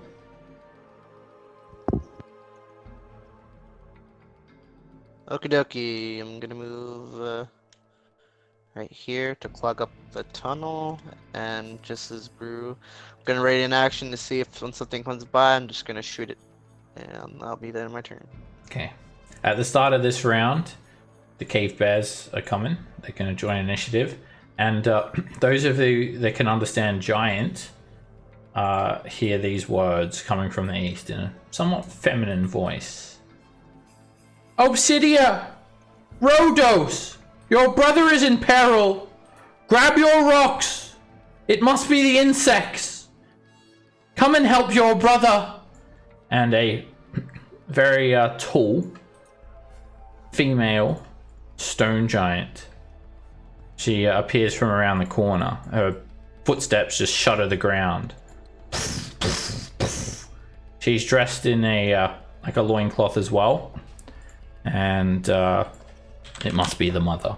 She looks like this. Wait, where's the handout? I'll just show you the token for now. Bald head, her body looks like it's made from stone. Again, she's very toned and whatnot. And she has some rocks. She's got like one large rock in her hand, and she has like a satchel with like rocks coming out of them. I think most people probably can only just see the vague silhouette of her. She's over like standing on this opposite ledge, and she sort of yells out in giant, "Quarok!" Sort of yelling down to the darkness. Alright, Scamp, you're up. So I'll kind of look around at everybody, and I think maybe we need to retreat into some smaller tunnels. I hate to say it, but we might have to go through the bears. There's 3 more of those giants from the sounds of it, and they're going to start throwing rocks. They could also potentially toss you off of a ledge. With the bear, Scamp, you could attempt to calm them once more. It would require an action and an animal handling check. I'd have to see them first, though, right? Yeah, you'd have to see that they'd have to see you. All right. Do I know, would cave bear speak brown bear, or are those 2 different languages? They don't speak any language. They're animals, so they just communicate. Like, they don't have a language. They just sort of, yeah. If I wild shaped into a brown bear, would they be able to understand me? I guess was more along the lines of where my train of thought was. I mean, yeah. They would, you'd be able to, like, I mean, you probably don't feel like that's going to help in this situation, Scamp. They might just see you as another threat and attack Dagger you. won't wait for you to do that. I'll get to where I can see them. I can see them from where I'm at. And I'll again kind of like hold up my hands. And we're moving away from the giants. I don't know if you've seen the giants, but they're attacking. They're not very nice. If you maybe wanted to help us fight the big bad guys, or maybe just like let us chill here in safety. All right, make an animal handling check, Scamp. We need to prepare animal friendship or like dominate or charm or something. You are the bear whisperer. Suddenly the bears just sort of stop. They sort of growl a little bit, and they become completely docile and just start heading back towards their cave. So I'll kind of shout back to the rest of the party. Bears are at least temporarily taken care of. You guys can come in here.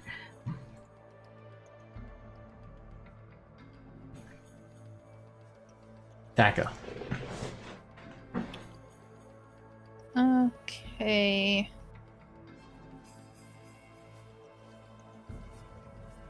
I will.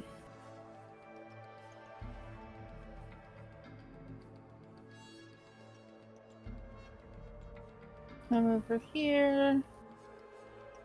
And I'm going to go invisible.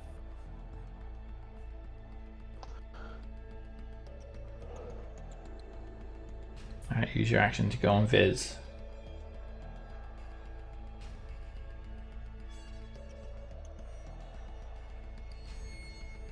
Rolling. All right. So what I'm gonna do?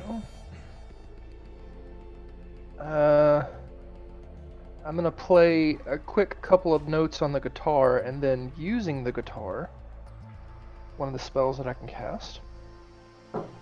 I'm gonna do a Naruto style poof, fog cloud.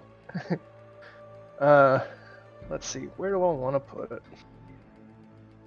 I think that I'll put it right. Put it right over her.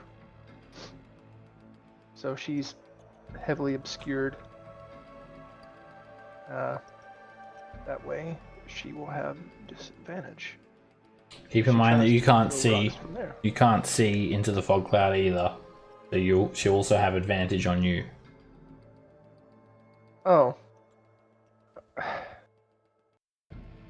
She won't be able to anticipate her moves. You won't be able to see it when she's about to throw one. It'll just come out of nowhere. Yeah. That makes fog cloud almost useless. Fog cloud's great. If you threw that on a bunch of mages, there goes most of their good spells. Yeah. If you want to throw it on yourself, you could take the hide action. Then she would not know where you are, and she wouldn't be able to target you.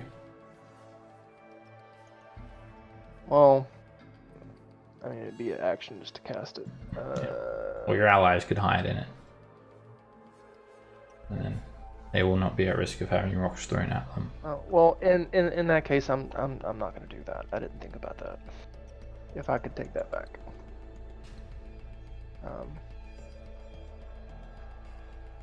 Don't really have a whole lot I can do at this range against her. I think what I'll do is I'll bonus action. I'll bonus action power chord again, and this will be for everyone but Dagger, because I can't see Dagger. Okay.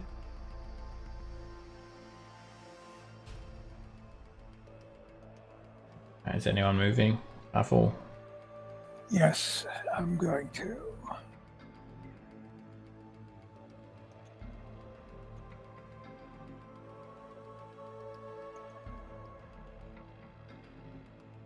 Oh, Brew's just gonna come right back out. Okay. Oh, hey, buddy. Oh, are you gonna move yourself in there? Okay. Yeah, you see Roland turning to run into into this, Right. this corridor. Go back where I was. Right. I was thinking. I forgot you are allowed to move.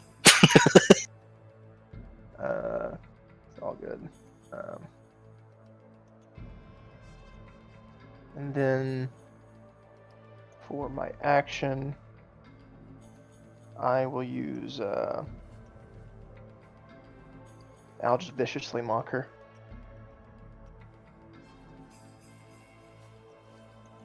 Roll up. Alright, she makes a wisdom save, and she sort of fails and sort of shakes her head a little bit with that psychic spike.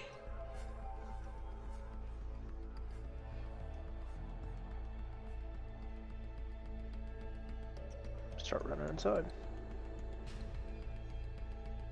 Alright, she runs straight at you guys, and she jumps, and she moves much quicker than you, and she clears like the entire part of the ledge with a single jump, landing in front of Zigid.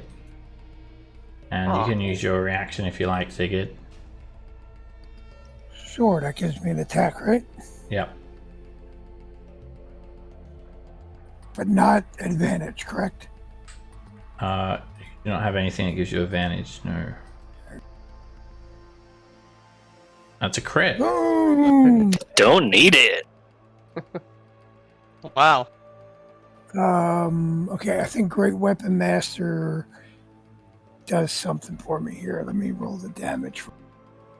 Would that be -5? Like you re-roll 1s and 2s. I think it may be included already. Yeah, already in there. Alright. I think with the crit, I might get a Wait, free attack. it's not your turn, so it's just you just make a single okay. attack.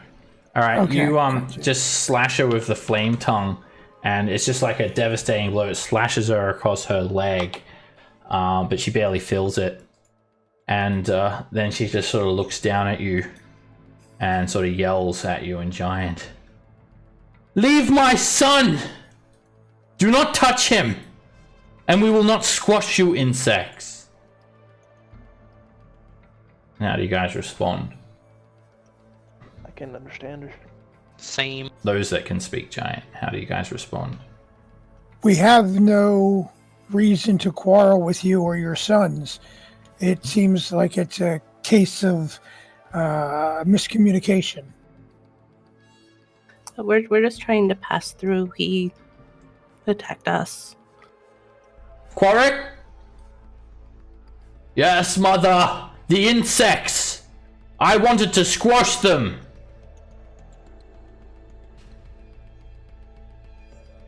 Let us resolve this with our words. Come, I invite you to our cave, and we will discover if you are the insects or not. And she lowers her weapon. Can I insight check her to see if this is like potentially a trap? Sure.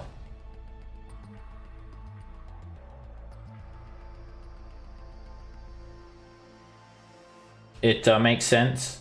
You feel like she's blaming you for something you guys didn't do, and yeah, she doesn't seem to be leading you into a trap. She seems like somewhat kind-hearted and willing to parley. Also, you can feel that she's definitely trying to protect her son.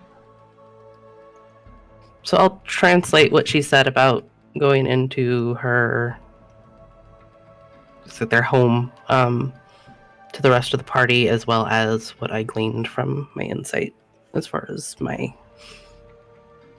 All right. With that, I'll break initiative because she's no longer hostile. Well, that sounds interesting. And I'm going to... I'm so glad I picked up this spell. I'm gonna cast tongues on myself. So I can understand what's going on. I'm also so glad you picked up on that skill because my charisma is so crappy. Alright, she sort of yells down, Quarrick!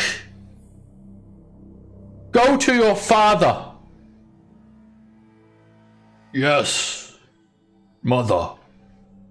He calls out, and then you can hear his thunderous footsteps trailing away from you guys. Well, Thank you that was something. for not harming my son further. Insects. And then she We just have sort of... names. We will see what your names are. Little folk, you cannot Thank you. cross the chasm. You may No. jump in my sack. And she just sort of lowers down this massive satchel which is full of rocks. Jump in. Who jumps in? God, I can't believe I'm doing this. For those of you, it's not enough room for everyone, but she says, for those of you that cannot fit in, you may grab onto one of my limbs. How many people can fit in the bag? I'm gonna go in the bag. 4 of you. How big is this ledge from here to like the point here? It's just over 20 feet wide. Cool. I can get myself across, actually. Oh, okay. So somebody else can take my spot in the bag. Alright, whoever's jumping in the bag, jump on a token. will get in the bag. I guess I'll grab a hold of one of her legs. Okay. The haste sort of wears off after a little bit too. Yeah. Yeah, I And, was gonna say Haste would probably worn off by now. she literally just like takes a couple of steps back, and then she just jumps and just easily clears like over 20 feet with just a pretty much a step, and lands on this other ledge, and then sort of just deposits you guys down here. I'm gonna, because I didn't want to risk falling off with like losing my grip, because I'm clumsy. I am just gonna hidden paths teleport across the chasm. All right. So useful. And Pavel, you misty step across. All cool, like, yeah. Oh, Alright. hello. You guys come into this giant's living quarters. It looks like their home. All the walls and the roof display carvings of stone giants, like actual just carvings of these creatures carved into the walls. Nothing vain about that at all. And you just see like a heap of gemstones sort of piled up in the center of the cave, and then there are these two other stone giants. They sort of all look like very similar, but you can tell that these ones are younger than the mother. They must be the other children. One's female, one's male, and they one of them has like a stone flute in her hand, and the other one has like a chisel. And Speliosa just says, Obsidia, Rhodos, go back to your caves. Yes, mother. Yes, mama. And you can see the artwork again, sort of what they look like. There's Roland there, conversing with one of these giants. They're huge as well. Shorter, Bolin. She's she's like 19 foot tall, and these other giants are like 15 foot tall. So they are massive creatures, and they sort of just head off to this cave over to the east here. Every step they take, it causes the ground to shudder. And she sort of just sits down cross-legged, and she picks up this massive patch of bat fur, and she's got this pile of like amber gemstones at her feet, and she just picks them up and starts polishing them, and like converses with you all. It's very nice to meet you. I haven't ever met a giant before, but I have heard stories that my people were descended from them. Oh, I've not heard those stories, and I don't know you.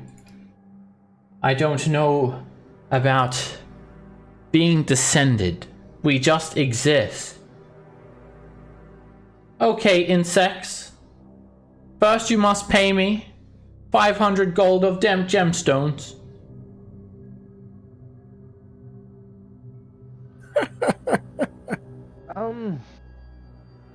A couple of things with that. One, we're not insects. Two, I'm sorry, What? vermin. You are the okay, vermin. We are also not vermin. Hypothetically speaking. Why do you play the tricks on us? Why do you play the tricks on us? We have not played any tricks on you. Who is it that has played tricks on you? Because it is not us. We are newly arrived to this floor. I assure you. You must pay me 500 gold of gemstones. Why? Because you, vermin, are in my home, and this is what I ask of you as a You gift. You invited us. us into your home. You should gift us. I have not squashed you, vermin, for all of the tricks you have played on us. We have not played any tricks. Again, we are very newly arrived to this floor. If somebody is playing tricks on you, well, show us where they are. Maybe we can help you out. These are many lies, vermin. Many lies. I thank you for leaving my son unharmed. Obsidia, Rhodos, what do you think of the insects? And the other two giants come out. One's actually piggybacking the other one. Oh, insects, mother, insects. We should squash. They play the tricks. Perhaps. They will not pay. They will not gift us. And they play tricks. They play tricks. And suddenly you hear this little chuckle. And the only people that actually hear that is... The only single person that hears that is Scamp. Scamp, yeah. Oh, where are you, Pavel? Alright, I'm suddenly over here for reasons. this tiny little blue dragon. Like the size, not too much bigger than a dragonfly. And you guys, Scamp, you may recognize this thing as a fairy dragon. It, for about a split second, like 1 second, it appears. And it sort of lets out this silent little chuckle to itself. It only chuckled for itself, but you happen to have heard that, Scamp. And it's just like this tiny little blue-scaled dragon. It appears for a split second, and then suddenly the entire terrain changes. Now, what in the world? There was a dragon. It was a fairy dragon. And then it vanishes, like, instantly. It turns invisible. And Fairy dragons? you take a look around, and I need everybody to suddenly make a wisdom save. There's like this euphoric gas that sort of appears in the room. Suddenly make a wisdom save. Alright, Dagger, you just start laughing uncontrollably, Shit. thinking this is absolutely hilarious. And you too as well, Pavel. I will use And- a luck dice. Okay, and Roland, you do as well. Just fall over, and yeah, you just like think this is the funniest thing ever. And looking around, this entire like the little giggle is just gone now.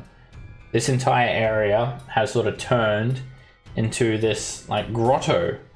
It looks like some sort of moss-filled forest with large fungi and green trees. And all of the giants, they become very panicky, and Spelliosa just keeps on yelling at you, tricks! And Scam, you think this is like a beautiful sylvan forest. Maybe you do too, Roland. It reminds you of your elven heritage. I had to do at least once per session. And He's yeah. obligated to do that now. Spelliosa, like the other giants, Mother, it's the tricks! The insects are doing this! And Spelliosa points a finger at you. Tricks! You are doing the tricks! And, Scam, how do you react? Because you're You the seem only, like a magical. yeah, you're the only one that's sort of seen the dragon, or aware of the dragon at the moment. And, oh yeah, it's definitely some sort of illusion.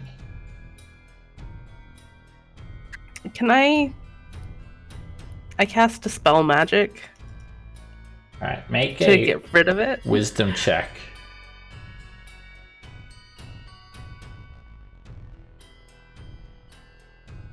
Alright, you know, like in the cartoons when like an elephant sees a mouse and it sort of jumps up, like on a table or something? This is what the giants are doing to you guys. They're like, one of them sort of jumps up, like jumps back. Insects! And Scam, you actually managed to completely dispel the fairy dragon's illusion. Nice. And they look around still panicked. But it doesn't do much to console Spelliosa, because the next thing she does is grab her club. Insects! Leave! And they're just about ready to attack. Away or be squashed, insects! They look a little hostile. Are we not Roland, laughing anymore? Can you Yeah, tell us what's? they'd only like last for a brief moment, and you guys are just you've sort of fallen over, and you're just like filled with this state of euphoria, and then it quickly wears off when the spell goes away.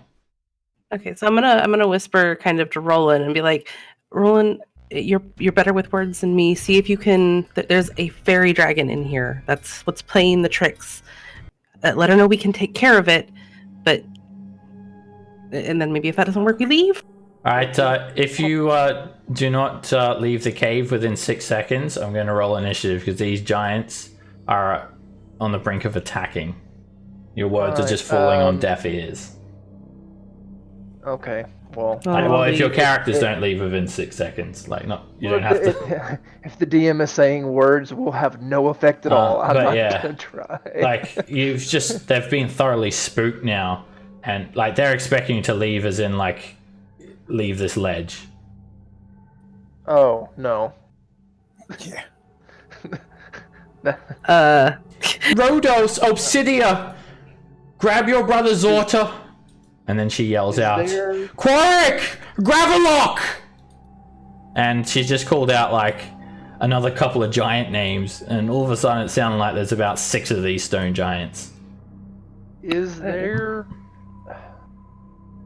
Oh well, never mind. Maybe south. I don't know. All right, you start heading south, Scamp, and another stone giant comes around the corner here. No, not south. And it pretty much looks like you only have 2 options at the moment, unless you guys come up with another plan. It's either get off this ledge or have rocks thrown at you from stone giants. I'm gonna quickly yell, Fairy Dragon, show yourself now, or I will find you and kill you later. You hear this chuckle coming from the darkness below. Alright, that thing's going down. It's probably trying to lure us down there. They're tricksters. Well, we'll give it a piece of its own medicine. And I want to make a ramp with Wall of Force.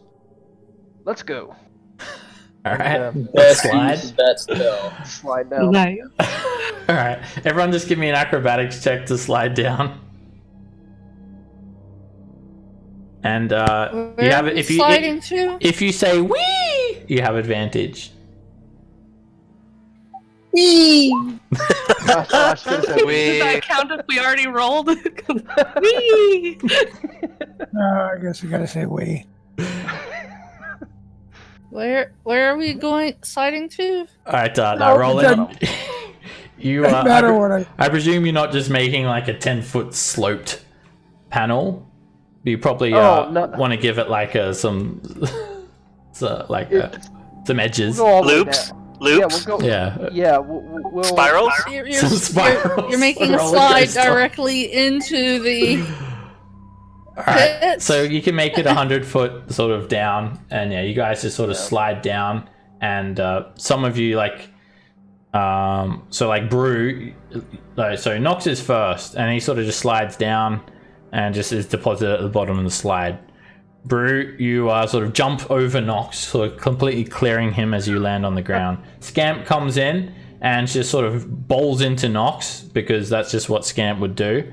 Roland, you sort of bowl into Scamp, but Scamp sort of catches you, and Nox and Brew catch you, so you're all still standing. Pavel's just sort of sliding down on his feet and jumps over at the last second. And then Ziggurat just comes tumbling down and pretty much gets like a strike with you all, just completely bowling you all over. And Dagger just casually walks down after all of you guys. Ass over tea kettle.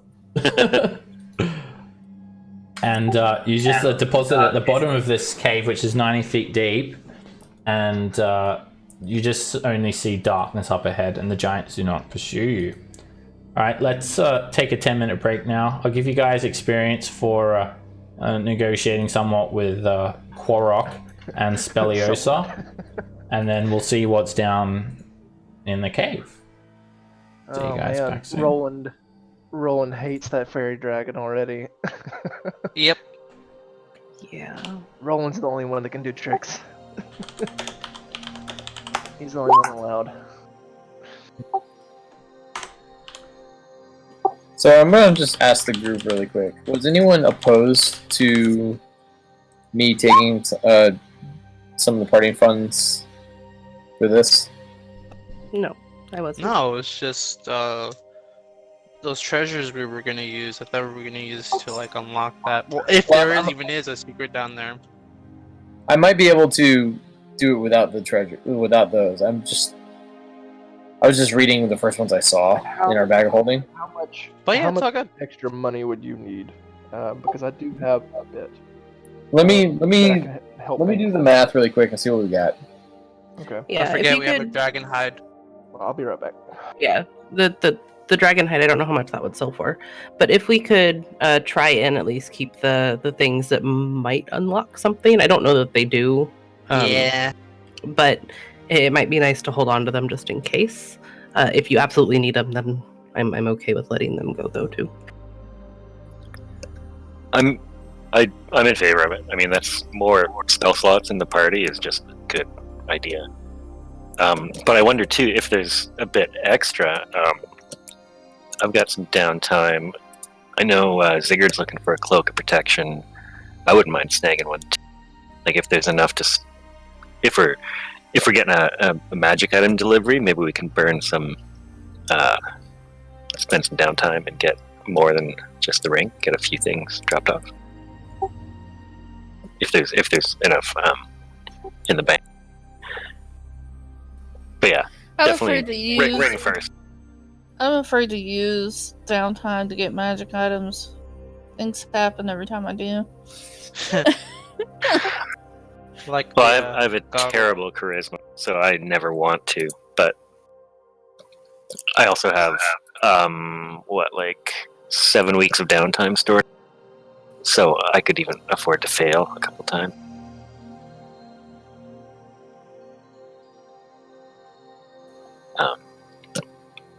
But yeah, let's get that ring. That ring though, especially because I think So- anybody can cast into it, right? What were the items? What were the items you guys Yeah. thought opened things? I can paste them. Hold on. Thank you.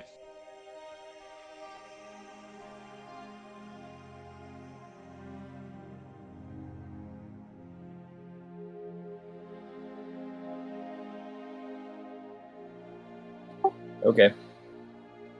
And if you really need to knock some, don't forget. I don't know if you still remember if we had it, but we have an Eye of Beholder we could sell, or we could use it to, like you said, you wanted to make something out. We actually. Did we find the last couple of things?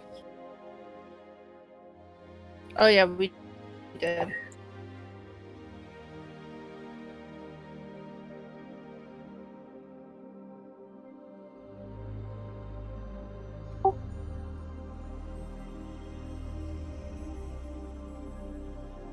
I'm gonna go to the bathroom before Seb gets back.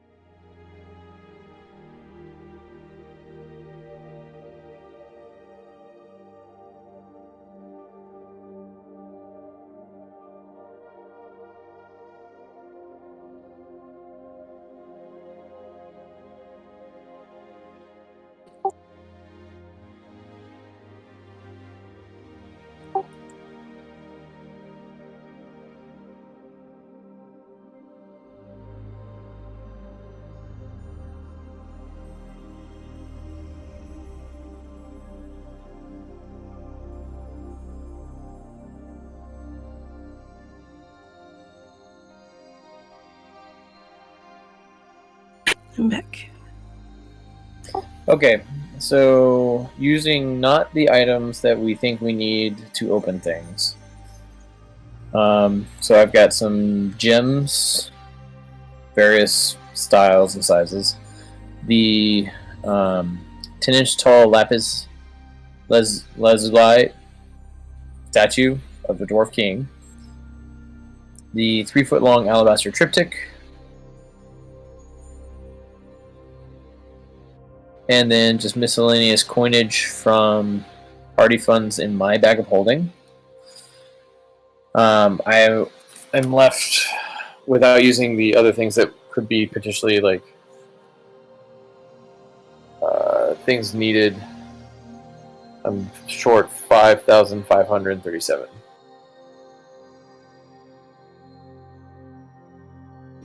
I mean, if That's you not- need to use the things, you can. I'm sure we've Well, missed no, like- other things.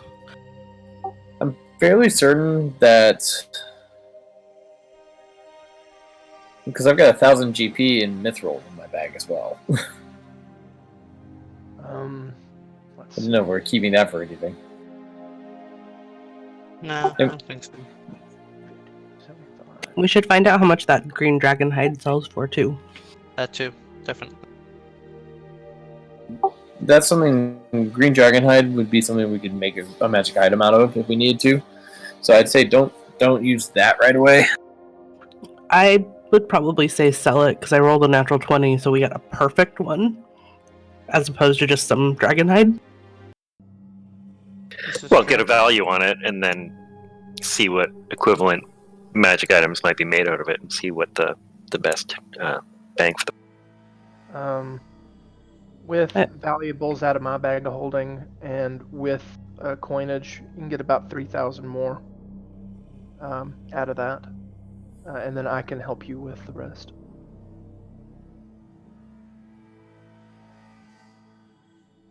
How's everyone doing? Good. Oh, I was muted. I can give you some coin too. We'll Same. talk about it again after the session. Alrighty. So, Oh, write down how much you need. right, you guys slide down this ledge. And you come to this fairly smooth cavern floor. There is some rocks here and there. And amid the rocks, there is a rotting corpse of an umber hulk, being completely smashed like an insect. But that's not the most interesting thing down here.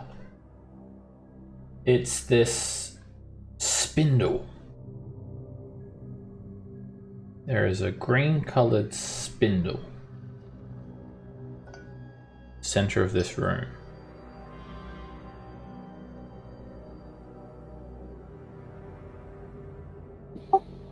You mean like To make thread on spindle? No, Or- like a pole. A Okay. green pole.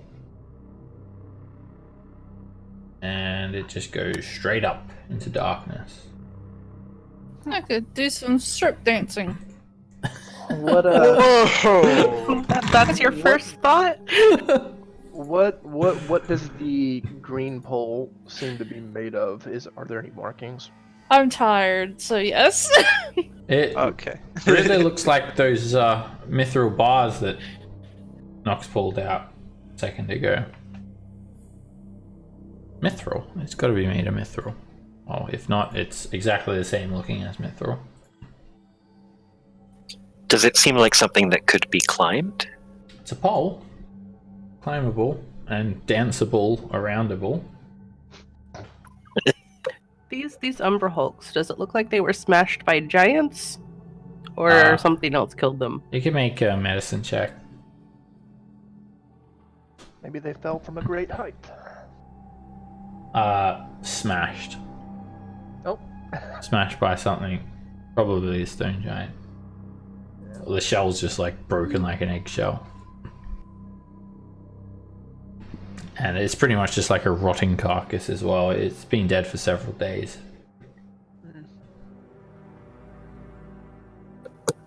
Do you guys want me to shimmy up this pole, see what's at the top? Maybe drop a rope or...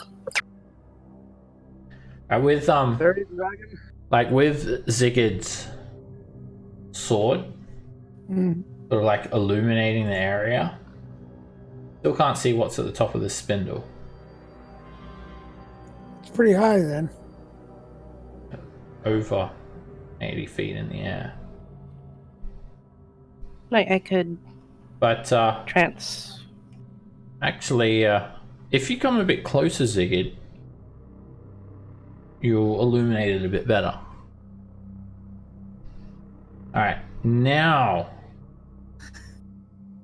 your light just reaches it and you see the silhouette of a building at the top of the spindle, but it's like it's small. You can actually see the shadow sort of outline here.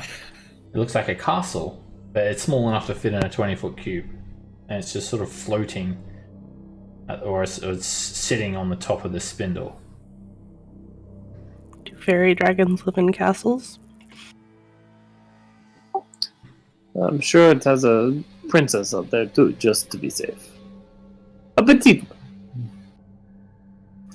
Well, I like rescuing princesses. Why don't I go up there? Are you gonna climb Well- 80 feet? What happens if you slip and fall? Probably hit the ground with my head or my butt. It's usually my head. Bounce a couple times? Yeah, I'm a pretty good climber though. I still have another feather fall in me, and well, I can also fly with Materialize, so I don't know if you want to do some scouting or maybe send someone else up there. Yeah. That's true. And Scamp, you were saying you could also go up. Maybe that's a better idea. Yeah, I can wild shape into something that could fly and go check it out. Oh, I'm gonna yell out at the fairy dragon again. I know you can hear me. Where are you? You don't get a response. That little asshole.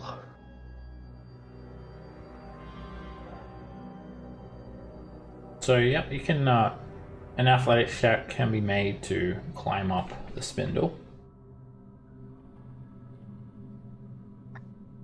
It seems to lead up. I mean, it's a tiny 20-foot square castle, and like you feel like you could just sort of climb up there and take a look in this box.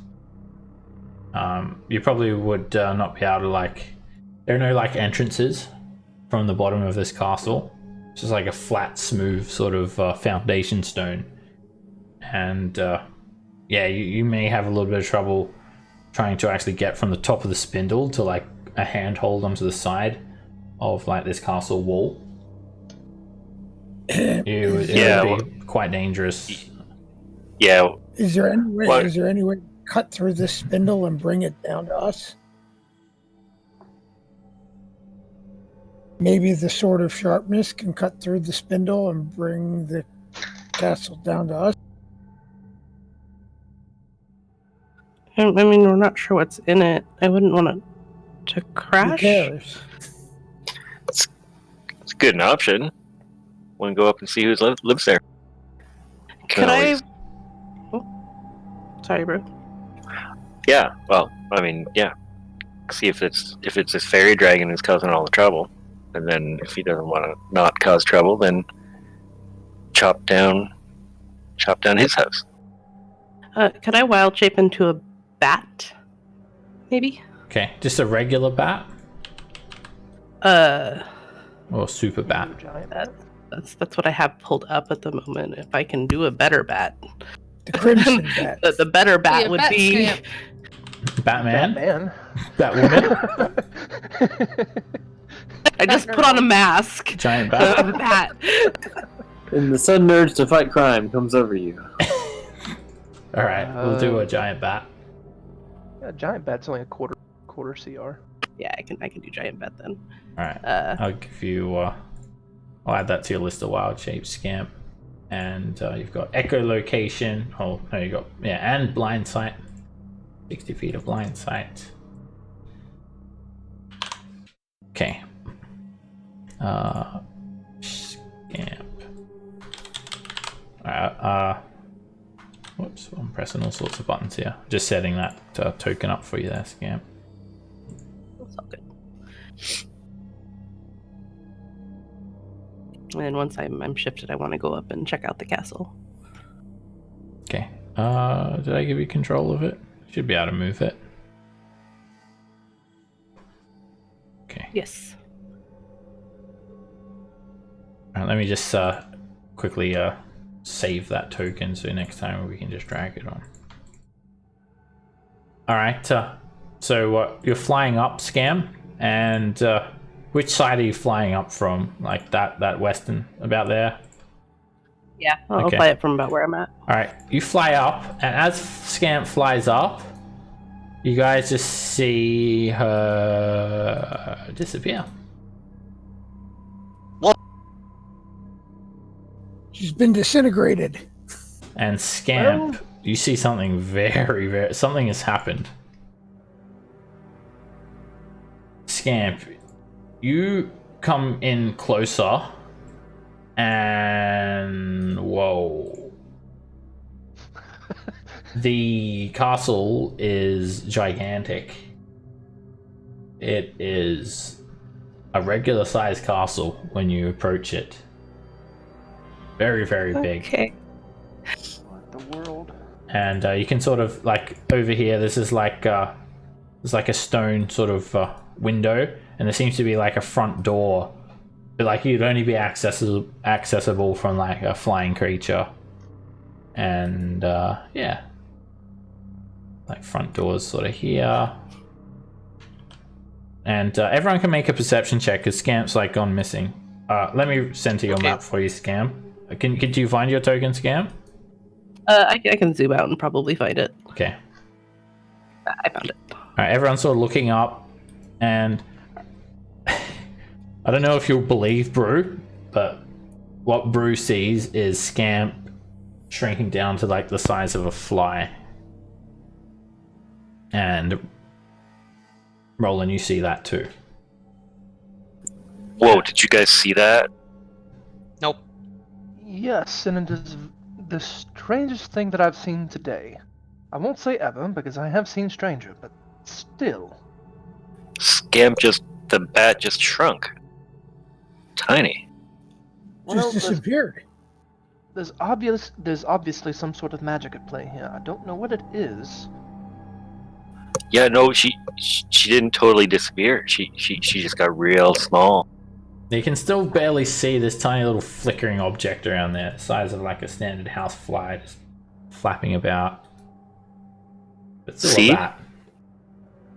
That's not a fly. That's Scamp. Bat Scamp. I'll call up to Scamp. I don't know if she'll be able to hear me. Scamp, could you fly back down? We need to check something here. And Scamp does not hear that. That's okay, because Scamp was planning to fly back down anyway. Scamp is not good at stealth. Alright, Scamp just And like flies. Scamp like, has 22 hit points. She just see her sort of flying for like quite a while, and she doesn't really seem to move. And then all of a sudden, this massive bat just comes out of nowhere and flutters down towards you guys. Alright, okay, again, strangest thing I've seen today. So you do note, Scamp, there's no stoop or other surface to stand on outside the castle entrance. You did notice something hanging on the front door of the castle. There's a crude wooden sign inscribed in Draconic. Understand I Draconic? can't read Draconic. Some scratchy words. Looks like a child wrote it in chalk. And it's like just a wooden sign that's been obviously just like sort of slung over the door handle. And I didn't like really see anybody around. Someone's home. The lights are on. Okay. Well, I'll go back down to the group still. And I'll. Oh wait, I hate to get out of wild shape immediately. So I'll. Is there dirt on the ground? Yeah. So I'm gonna write with like a batty claw in the dirt. Just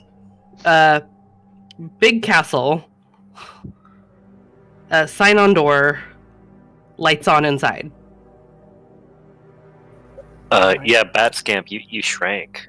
You went all tiny. Huh. I wonder if that would. I suppose that would happen to anybody that got close enough to the castle. Bat Scamp nods in agreement with Roland. I'm going to look at the pole a little closer. Are there tiny little stairs in it? The pole? It's just a Yeah. smooth It's just a mithril smooth pole. pole. Okay. Well, I'm game for trying to bring it down. If you climbed up the top, from what Scamp saw, you're not going to be able to access the castle. Because there's no where to, like, the doors, like, let me see. From the center of the castle, from what Scamp saw, the door, like, from the spindle is, like, at least 100 feet away. And, like, you're just going, like, this bottom of the castle is just flat. So climbing's not going to help you unless you're going to need to, like, fly or something if you want to gain access. Well, I would cast fly with my guitar, but I've already done that today. Can I carry people? Like, carry everybody up one by one as a giant bat? Yeah, you've got 15 strength, so that's like 350 pounds. So pretty much, sorry, Brew. Just not Brew. Maybe you have to do 2 trips. I was like, Scamp's 7'5" and she doesn't even weigh that much. Damn! Because of Brew's gear. He's bulky. And he does have some big backpacks. Yeah, you could taxi everyone up, Scamp. So I'm gonna, in the dirt, right, want a lift? Question mark? I mean, I wouldn't mind seeing what's up there. I'm interested now. Do you think it's tactile that 2 people fly, or just 1? Well, if someone else can fly and taxi people up there, I mean, be able to get up there quicker. I would recommend we just let Scamp do it to not waste more resources. Okie dokie. Alright, There. so... Alright, one by one, you guys jump on Scamp's back, or bat. And, Her back. So are you just, like, taking them up to the front door and letting them sort of just open the door and jump inside, Scamp? I would... Oh, There's no way to stand not a outside the landing door. space. It's literally like the door. If you were to step out of the door, you're gonna just fall straight, like, down. Yeah, well, take me first. Throw me in there. Yeah. Sure, I'll do that. Yeah, We'll take you Brew or up first. me, either one. Alright. Scamp and Brew, they go up first. And suddenly, Brew, as you get closer to the castle, it just becomes massive. It enlarges to like 12 times its size. And Scamp sort of flutters you up to this door. And yeah, you're just like, you guys are both in front of this door now. Sort of, you're on Scamp's back. And you sort of look down and you just see darkness. There's just this sign written in Draconic. It's like a grand looking set of double arched doors. Wow. Is that... we haven't been drinking, right? This is happening. Okay. Squeak, squeak. Yeah, well, I'll go ahead and push open the doors. The door's not locked. And it opens outwards towards you. You open it up, and inside you see a nice entrance to a castle, which is brightly illuminated. Alright, I'll hop off in there. There is just 4 white marble pedestals standing in the west and east walls, and each one has this corked flask made of opaque green glass resting atop it. And what do you do? now, Brew, while you're waiting for those to come up? I will investigate these. Alright, as you look around the room, you see these feather dusters floating in the air, dusting these green flasks.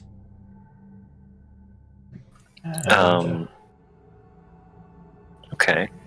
I'll examine the flasks a little bit closer. You take a look at them, and they're green, and they're sitting on top pedestals. They don't seem to be filled with anything. Okay. I'm not gonna do anything else. I'll just wait for the party. Okay. Alright, you just hang out there. There is also, beyond this main entrance hall, another door leading into the castle. And everyone else comes up one by one. And I'll move you guys all up there. And Scam. Finally flutter in. See these flasks here? I figured probably smash them, but I figured I'd wait till you guys got here before I did. That's what I was thinking too. Nox, can you tell us what the door, the sign on the door says?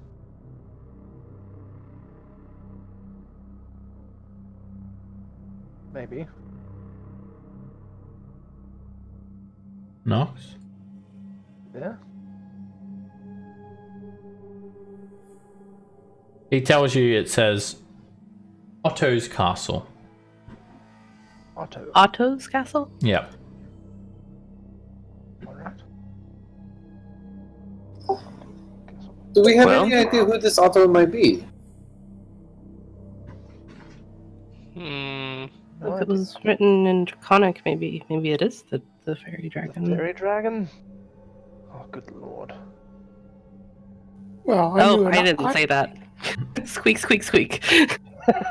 I knew an Otto back in Skullport. He was a bartender, though.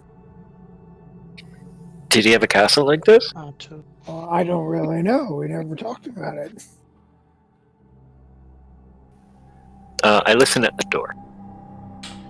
Alright, let me first of all turn on the lights, because you do notice there is just like a bright glow. This place is thoroughly illuminated, but from no apparent source. It's just the walls glow.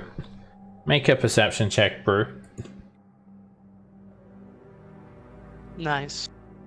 You listen at the door and you don't hear anything, just silence. It's quiet. Hey, Brew? Yeah. I'm going to pick up one of these flasks, cover my back. Okay. I'll walk over to one of the pedestals and remove one of the flasks. Okay, the second that you touch one of the flasks, the feather dusters that are sort of floating in the air, sort of dusting these flasks, they are dropped. And we're going to roll initiative, because these unseen servants, they attack you guys. They're invisible, and they will attempt to surprise you guys. I have blind sight. Blind sight will mean they will not have any advantage from attacking you while invisible. Alright, so let me make them a stealth check. They're just like unseen servants. You guys have, well, I couldn't really say seen them before. You've unseen them before. Know what they are.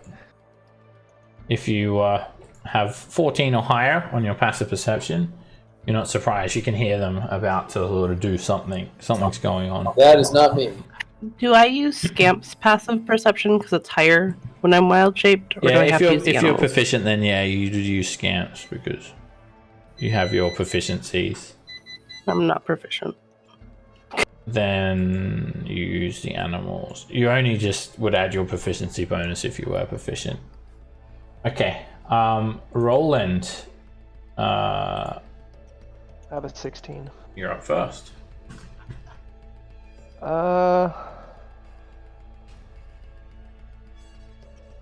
don't know what to do because almost all of my stuff requires sight. I don't really have any buff spells that aren't like really high level.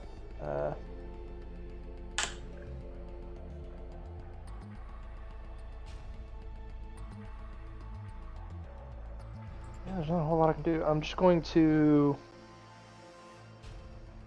gonna bonus action, bardically inspire, Zigguard. I believe in you, big guy. Give him the big thumbs up. And then as my action, I'm going to dodge. And that's my turn. Zigguard. The green flask in your hand, it seems to be empty. It does have a cork on it. And Okay. yeah, it's made of green crystal. So do I know this thing is right next to me since my passive perception is higher than 15? That means 14? you're not surprised. But yeah, these things, they're like, they make sound. You can hear them like walking, like patter of footsteps. There's something invisible there. All right, well, I'll try to take a swing at where it is. All right. All right, you do attack. Disadvantage? Yep, disadvantage because it's invisible.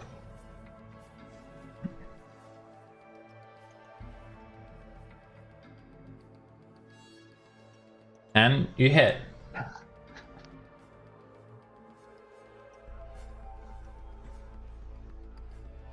You swing the flame tongue towards this invisible creature and you feel the blade pass through it. There's a bit of a eruption and the flame sort of washes over this vague humanoid shape before dispersing completely.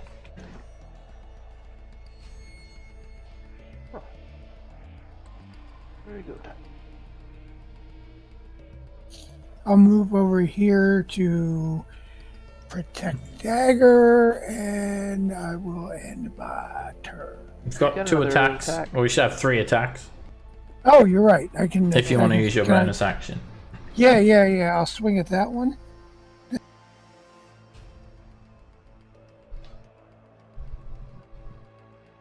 And you just swing through the air and completely miss.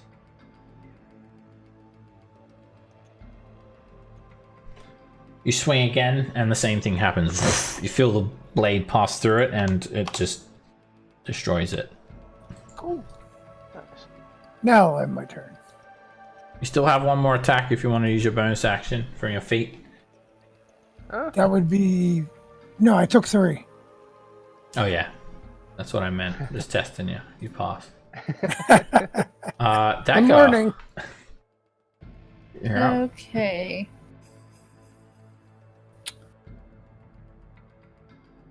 I'm going to come up here and attack that one. Alright, you actually have advantage as well, Dagger. And that hits. You just dispel it, disperse it. I hope Otto doesn't need his unseen servants.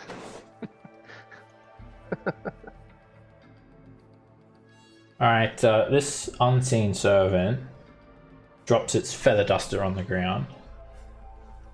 And it just moves here. And this green flask is knocked off the pedestal. It hits the ground and shatters. And the entire room just erupts with a poison gas. Ah. And the green flask breaking. When the cloud of gas is released, it's actually invisible, the gas, so you don't actually see it. Everyone just starts to feel a little bit drowsy, and sort of you can breathe in this gas. You definitely can tell that like you're breathing in something. So Constitution save against poison for everyone. No. Yay. Love con saves. Roland, you drop to the ground unconscious, asleep. Oh shit, that's, No, you that's a don't- bad one. You don't drop to 0 hit points, but yeah, you're poisoned. And while you're poisoned this way, you're unconscious. Being asleep is still bad.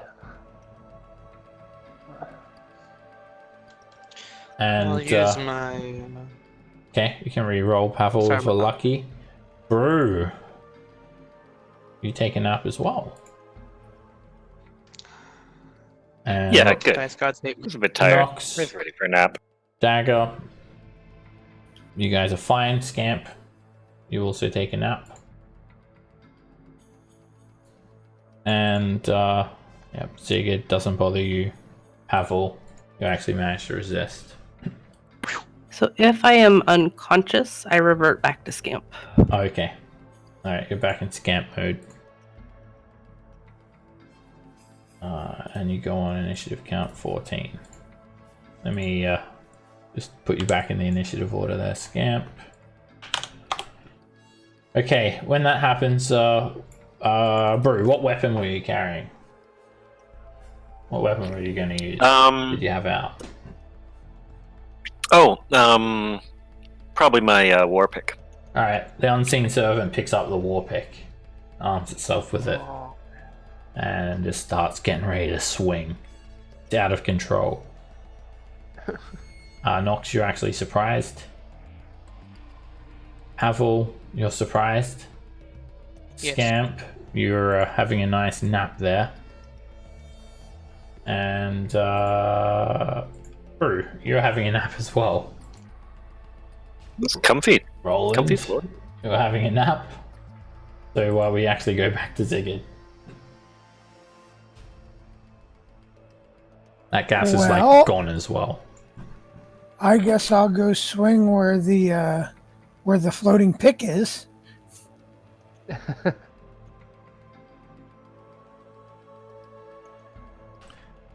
Disadvantage as well.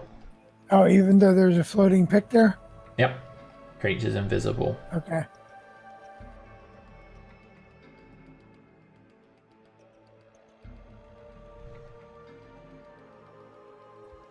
And you hit it with an 11. 11? Oh, Yeah. all right. Cool. Alright, when you hit it, it just immediately disperses and the pick drops onto the ground. And that's it. You'll instantly kill it. Even Okay. if you roll minimum damage. I'll start trying to wake the party members up. Same. Alright, yeah, you can just shake them awake, and while they wake up, they're still poisoned. But they're awake. They just open their eyes and yeah. I was on, having Brew. the strangest dream, like Come on, that we were in Brew. this tiny castle and we'd all shrunk, and it's really weird. What's No going on? time for sleeping now, Brew. Where are we? Oh, it was not a dream, Brew. We're in a tiny castle. Oh, does that mean my other dream was real? We'd all turned into whales, and then we were swimming, and then Ooh. Maybe No. maybe another time, Brew.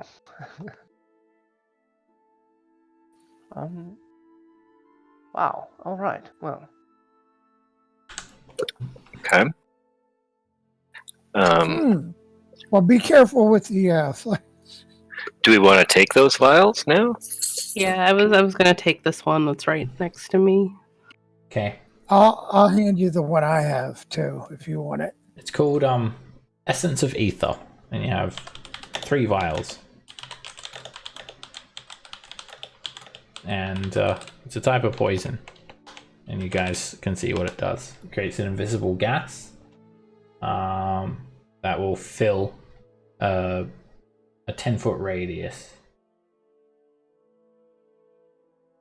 If anyone, it's like instantaneous, and when the gas sort of happens, it's like instant, and then it disperses like suddenly, and yeah, they have to make a DC 15 Constitution save or become poisoned for 8 hours. While you're poisoned, you fall unconscious, but you wake up if you take damage or another creature uses their action to shake you awake. Did Dagger maybe want one too? Poisons seem like they might be up her alley. Yeah, and I'd say Dagger is the one who identifies those poisons. I'll give you guys a handout for it too. Essence of Ether, Yeah, eh? I'll take one. It's sound familiar, Tyler? I'm sorry. What'd you say? Essence of Ether, does it sound familiar? It does. They stole the name off me, okay? Okay. Well, at least this one's not a highly addictive drug. So. Yeah. Or is it? Was that the That's dog what I from was the Gods wondering. of Men Insurgents Yes, campaign? it is. Yes, it is. Alright, so you take the vials off the pedestals, you kill the guards, and now you see another door leading to the main entrance of the castle. The castle itself, it's impeccable.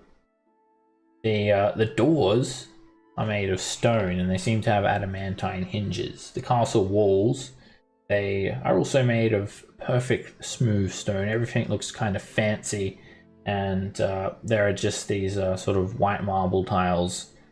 Everything's very clean, and the door handles are fashioned from fine looking iron. A very nice castle. Almost as nice as the Troll Slayer Tavern. Well, should we open this door? Yeah, Let's see I didn't hear anything. Okay. I push it All up. right. Alright, when you push the door open, there's like a very loud voice that booms throughout the hall. You see like a stone hallway, and it sounds like Hollister's voice. Intruder alert! Intruder alert! On the meteor swarms!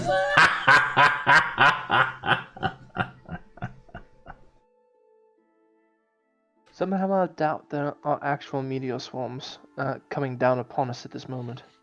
Yeah. So you see a stone hallway, 15 feet wide, and the ceiling is 15 feet high. And there are doors leading off into various rooms. There's a central area here, which looks like it's probably a courtyard or something. And very nice castle. Everything's clean, dusted, well maintained. I will open this door. There goes Pavel running off again. Alright, Pavel, when you open the door, the coin falls out. And it's just a copper piece. It just sort of falls out onto the ground, rolls along at your feet. Close the door. Okay, and you see a room that looks kind of trashed, but then you quickly close the door. I will pick up the copper piece afterwards. Okay, you get one copper piece. This So was a why'd you- trap. Why'd you close the door? Because this is, I think this is meant is kind of sort of like a. Well, I mean, if someone were to come check by here and see that the cold copper piece is missing, they know someone was here. Which they already know we're here, but I mean, we've Yeah, already so- destroyed a vase and took the other three. What I are think we they going to know do? we- Leave? Yeah, that voice was Yeah. very loud, and you're pretty sure everyone in the vicinity would have heard that alarm. I have my weird reasons. I'll go open the door. I mean, somebody's gonna open the door. Alright, you open the door up, and you see a room stuffed from floor to ceiling with junk. Looks like old furnishings just haphazardly strewn about. Tables, chairs, crates, boxes. All sorts of random crap.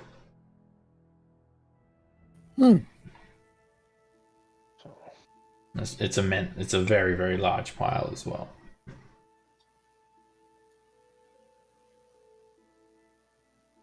Can anybody detect magic? No? I Okay. could once.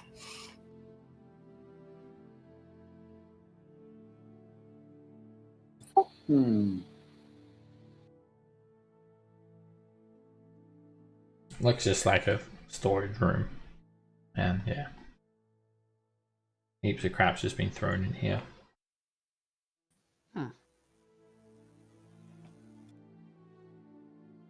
I'll use my furball ability to detect magic. Alright, you're hit with this very powerful energy scamp, which comes from everywhere. You also sense illusion magic coming off evocation magic coming off the walls. And there is just like an overwhelming surge of arcane energy that almost knocks you off your feet. But it's not coming from anywhere in this pile, it's coming from everywhere around you. I'll communicate that, albeit with the way we got here and the effects around the castle, I'm not entirely surprised. Ah, makes sense. Evocation magic around the walls is interesting.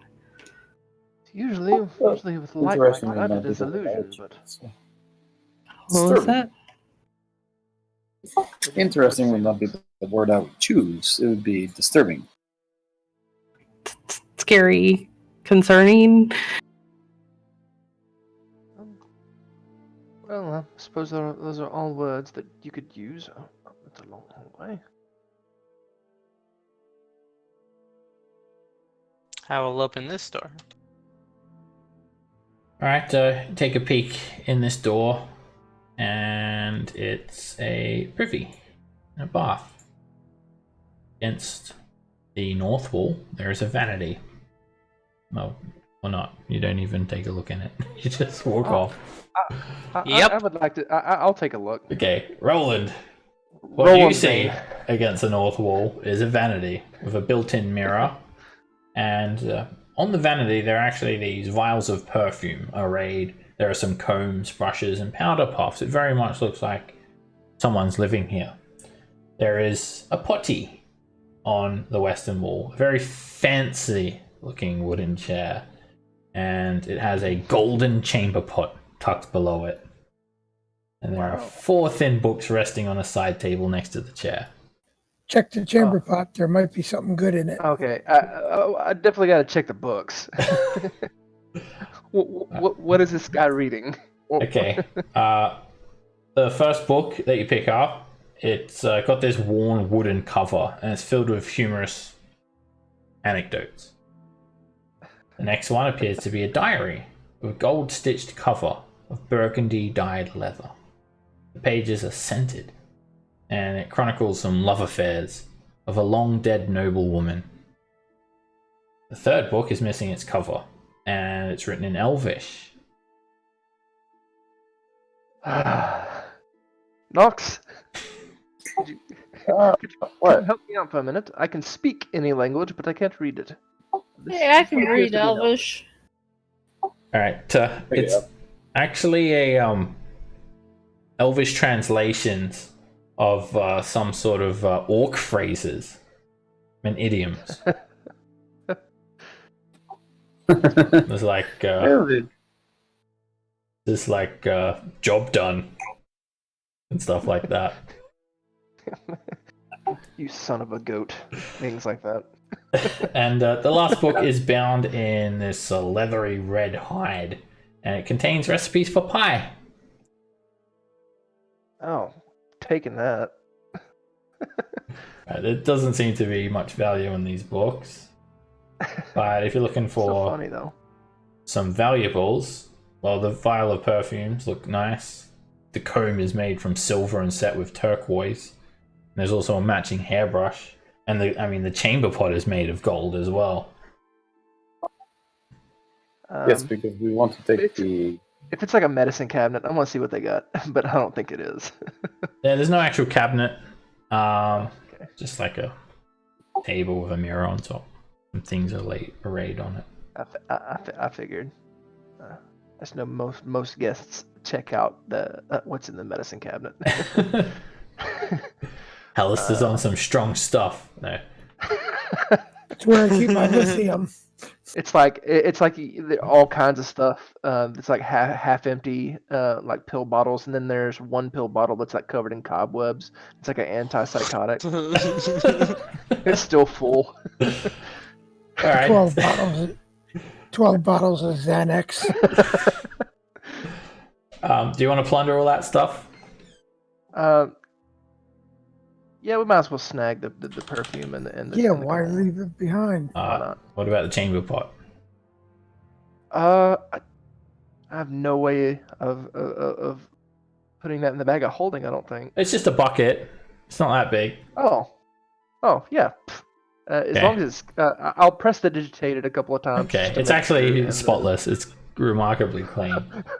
And I got fairy dragons poop in chamber pots.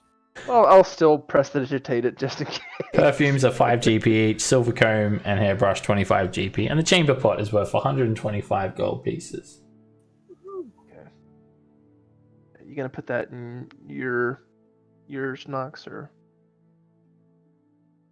Right, Bardic Inspiration would have worn off by this time too, and you've got about a few minutes left on your Detect Magic scam. Oh.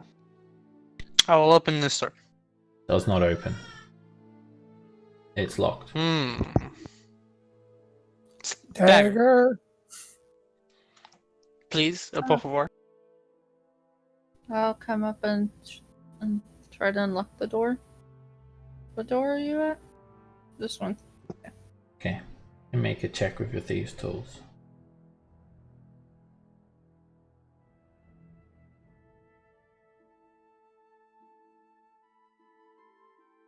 And Nice.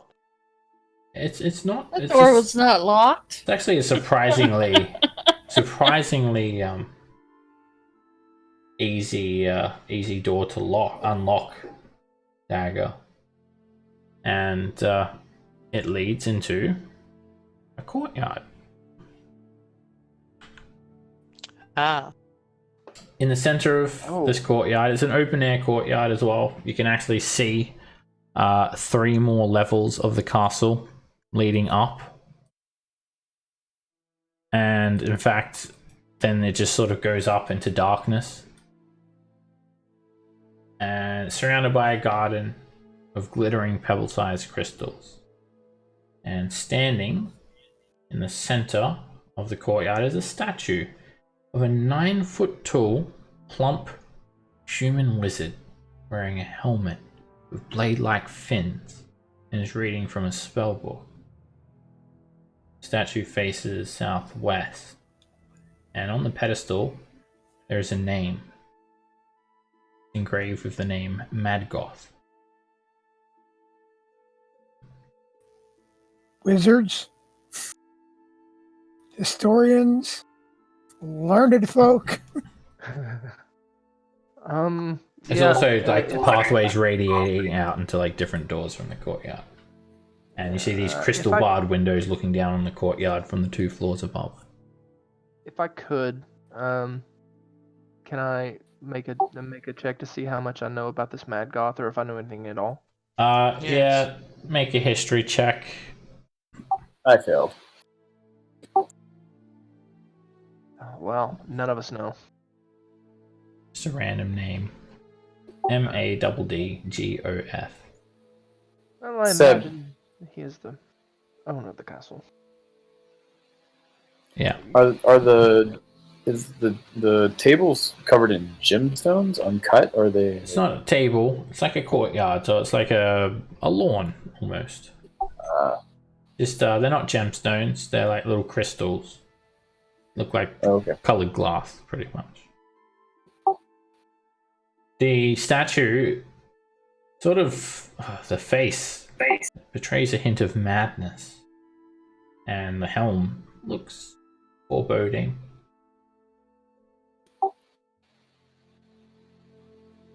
Does the helm look like it's part of the statue, or does it look like it can come off? It's part of the statue. It's all made of stone. What's the helm look like one more time? It has these like sort of bladed fins coming away from the helm. On the sides or on the top? On the sides.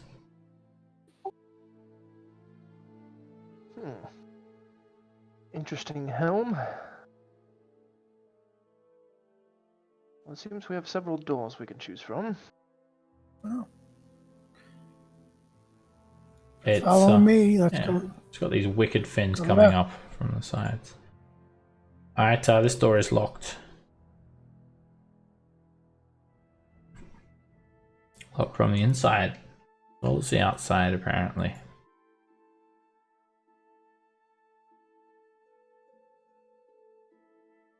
It was locked. And you make quick work of it. Just wait till next level where I cannot roll lower than a 22. Alright, like there's a bit of a scent of clay in this room. And something opens the door to the west as well. It's Pavel. Hi. Alright, Pavel, why are you not with the group? You're eventually going to wind up getting killed doing that. Maybe. Oh, really? I might try that. alright, in this room, looks like a clay works. There's a series of these tiny interlocking clay bricks. And scam, you get a hit with your detect magic. They radiate an aura of transmutation. And yeah, just a heap of stone clay bricks sort of scattered around here. There's another door sent to the east wall. I'll communicate the transmutation things. I would like to open this door as well.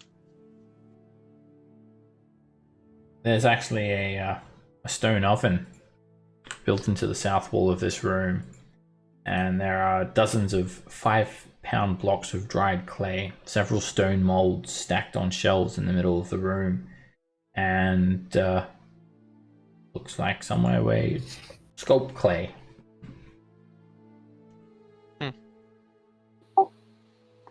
You know, if I was going to be a mad wizard and make things out of clay, I'd make soldiers. Another guardian. There's a hallway down here. It's like connected to right across from the courtyard area that we didn't go down yet.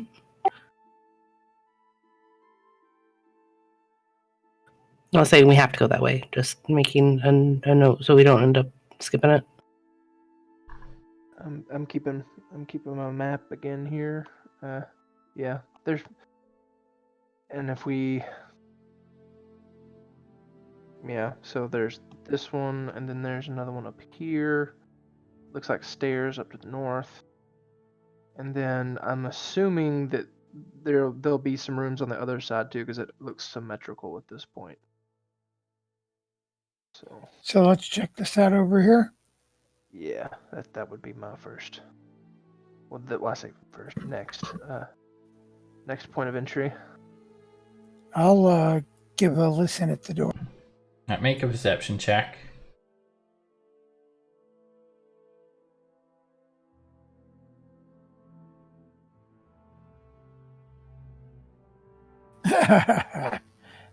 And What do you hear? sound does not Move travel along. well through stone doors. You hear nothing. Move along, nothing to see here. I'll try to open it. Alright, opening up the door, there is just devastation. This room is absolutely trashed. It's full of wreckage. You see just broken chandeliers, books, furniture, broken bits of colored glass. And something really big. And something very big. There is a 10-foot tall creature. It looks bizarre. It has these sort of flappy ears, flappy wings, yellow eyes, and it sort of stands up on its hind legs. It's massive. It easily towers over anyone here. And it's a homunculus. It's like a weird sort of ferret type creature with large wings. And it sort of looks up at you all. It looks like it was sort of rooting around on the ground there through some stuff. And everyone can make a Arcana check for this thing.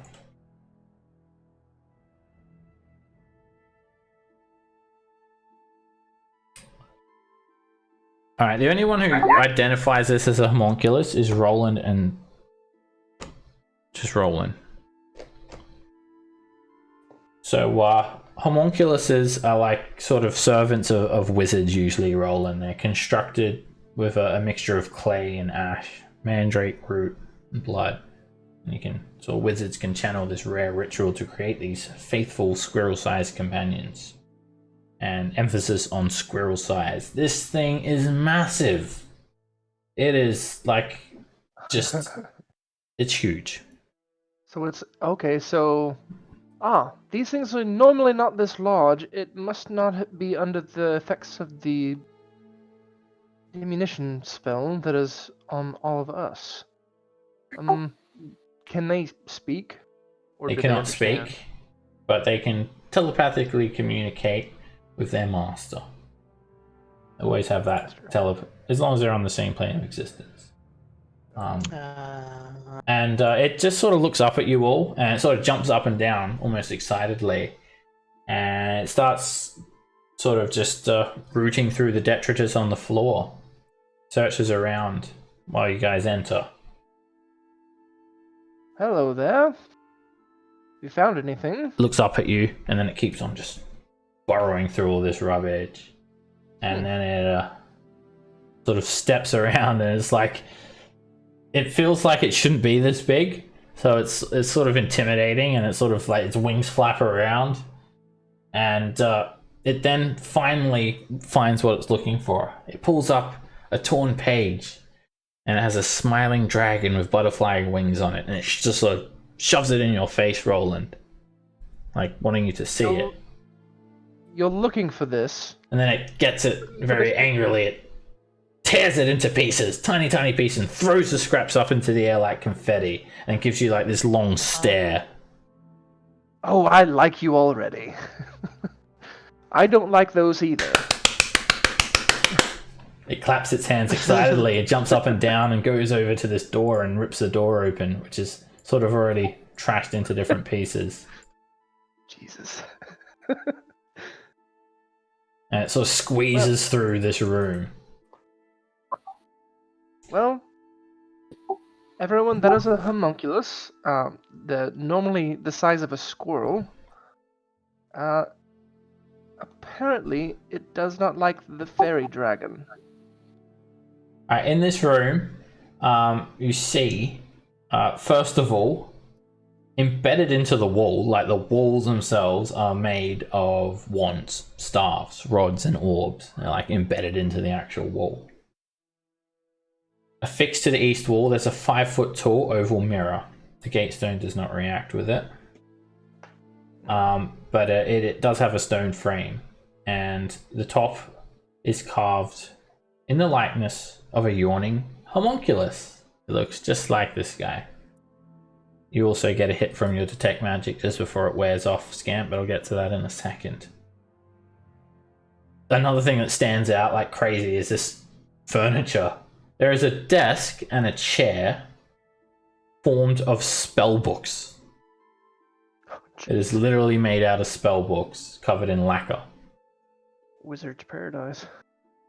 And there's an iron trunk measuring 2 feet on a side, resting atop this dusty circular rug in the middle of the room. And there's actually a key already set into the trunk's lid. And the homunculus claps its hands and reaches into the mirror. Its arms go straight through the mirror, and it removes a helmet. Whoa. It looks exactly like Mad Goth's helm. Well, Oh no. It claps didn't again, expect that. and it gives it to you with a big smile on its face, Roland. Thank you. It's very kind of you. Jumps up and down, claps some more. He's very happy. There you go. It looks magical. It will need to be identified. It's made of adamantine, set with gold That thing filigree. looks sick. That thing's awesome. I expect Roland to wear that and sing the Flight of the Bumblebee. Flight of the Valkyries, I think it would be. appropriate as well. Alright, then it then sort of goes back into the room and rifles around again, and then it comes back with this little like bit of clay, and it quickly starts sort of shaping the clay into the shape of a dragon. Like holds it out in one hand, and then it just flattens it with the other hand, and then points at you, Roland, and nods, and then it sort of gestures for you, like put on the helmet. Oh man. I mean, I think you. What kind of magic are you catching off this thing? It's a transmutation. Transmutation. From the mirror transmutation. From the helmet, no particular school, but it seems kind of abjuration-ish, warding magic-ish. Alright, Roland usually doesn't take stupid chances, but he's gonna say give it to Brew. he's gonna say a quick prayer to Timora and put it on his head. Alright, you put it on Roland, and immediately upon donning it, you just know what it does. Cool. But you identify it, but you're not attuned to it. Okay. It's well, anyone can attune to it, and just gives you immunity to all damage Holy crap. while inside Madgoth's castle, on its roof or in its courtyard. If you take it from the castle, it turns to dust and it's destroyed. Okay, but still. Well. Thank you for this. And it sort of points to the doorway there and claps in there, expecting you to go and destroy the dragon. Do we want to potentially see what else is in this room? And I'm like, Let's search that chest. Alright, the homunculus sort of shakes its head and shakes its finger, like it doesn't like you rifling through the chest, but you open it up and it's empty. And then the homunculus crosses its arms and shakes its head, like it doesn't agree with what you're doing. Is there another door in here? No. Where Scamp is standing? Okay. That's just the mirror, and then... I'm trying to figure out the layout here. You said the spell books have been like lacquered together. Yeah, there are like dozens and dozens of spell books here. That's kind of odd for a wizard. Well, maybe they're all spell books from enemy spellcasters, and he already knows all the spells in them. Maybe. He would have to be some serious archmage if that is the case. Well, he's able to make this castle. And this crazy helm, which I'll tell everybody what it does, but it's not going to help me at the moment because I'm not attuned. The homunculus starts pushing you guys now, like literally like pushing you out. Oh, easy. Like hurriedly. We'll get to it. We don't know where it is. We're still feeling the effects of the poison. Yes, 8 hours that poison lasts for. Yeah, it's going to be a while. I am in a lesser restoration brew. Sorry, Roland. It's fine. Oh, thank you, Scamp. I definitely understand. Alright, the poison is I only had one of them without expending 4th or 5th level slots. It's okay. Like, again, totally understand. That detect magic goes down now through Scamp. Yeah. I will attempt to open what I think this is door. Okay. Hell! You pull the door open and a silver coin falls out and drops on the floor. And the room Another is one. clean and bare.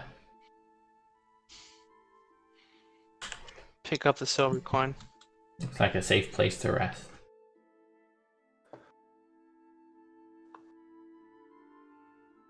Right, up ahead at the end of this hall, there is a set of marble steps leading up to the next floor.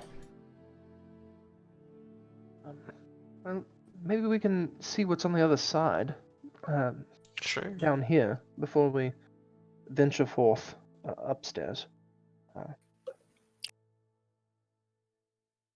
Can I just take a brief glance around the room and check for like secrets? Sure, you can make a perception check. Or you can just walk around the room and get a 25. Probably just walk around the room. Okay. No secrets here, Scamp. You can actually see, like, there are windows that just literally just lead, look outside into darkness. Weird taste. There's like no actual panes in the window either. They're just like almost like arrow slits. Well, they pretty much are arrow slits.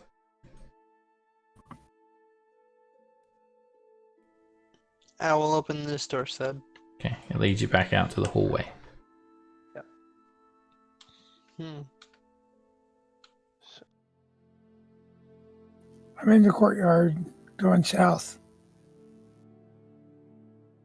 The courtyard doors, there are 2 of them, and they're still locked. They have not been opened, but they just do lead out into the actual hall. Yeah, I hear Zigguard trying the handle. Go around. We're There out are here. a number of these stone doors set into the eastern wall. Yes. And doors locked, Brew. All right, let's start with the I knock. bottom here. Alright, another door here.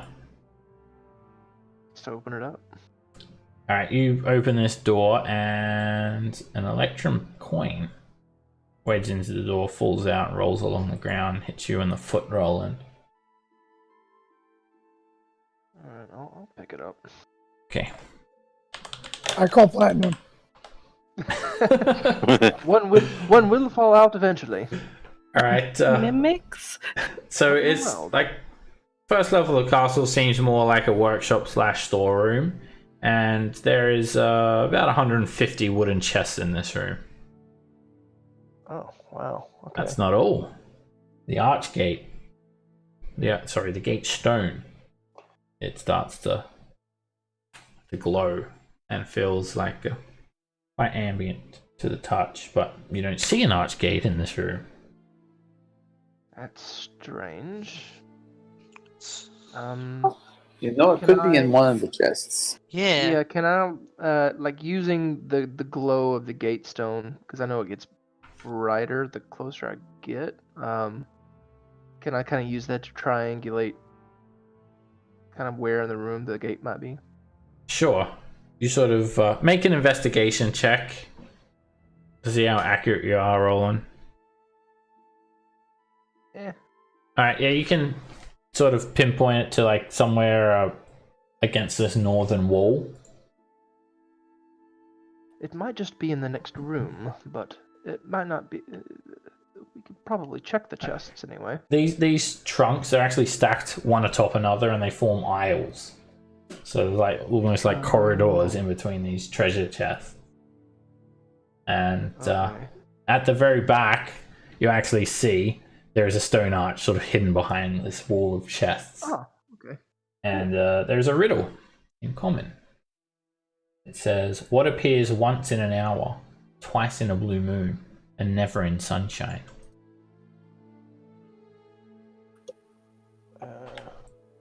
The letter.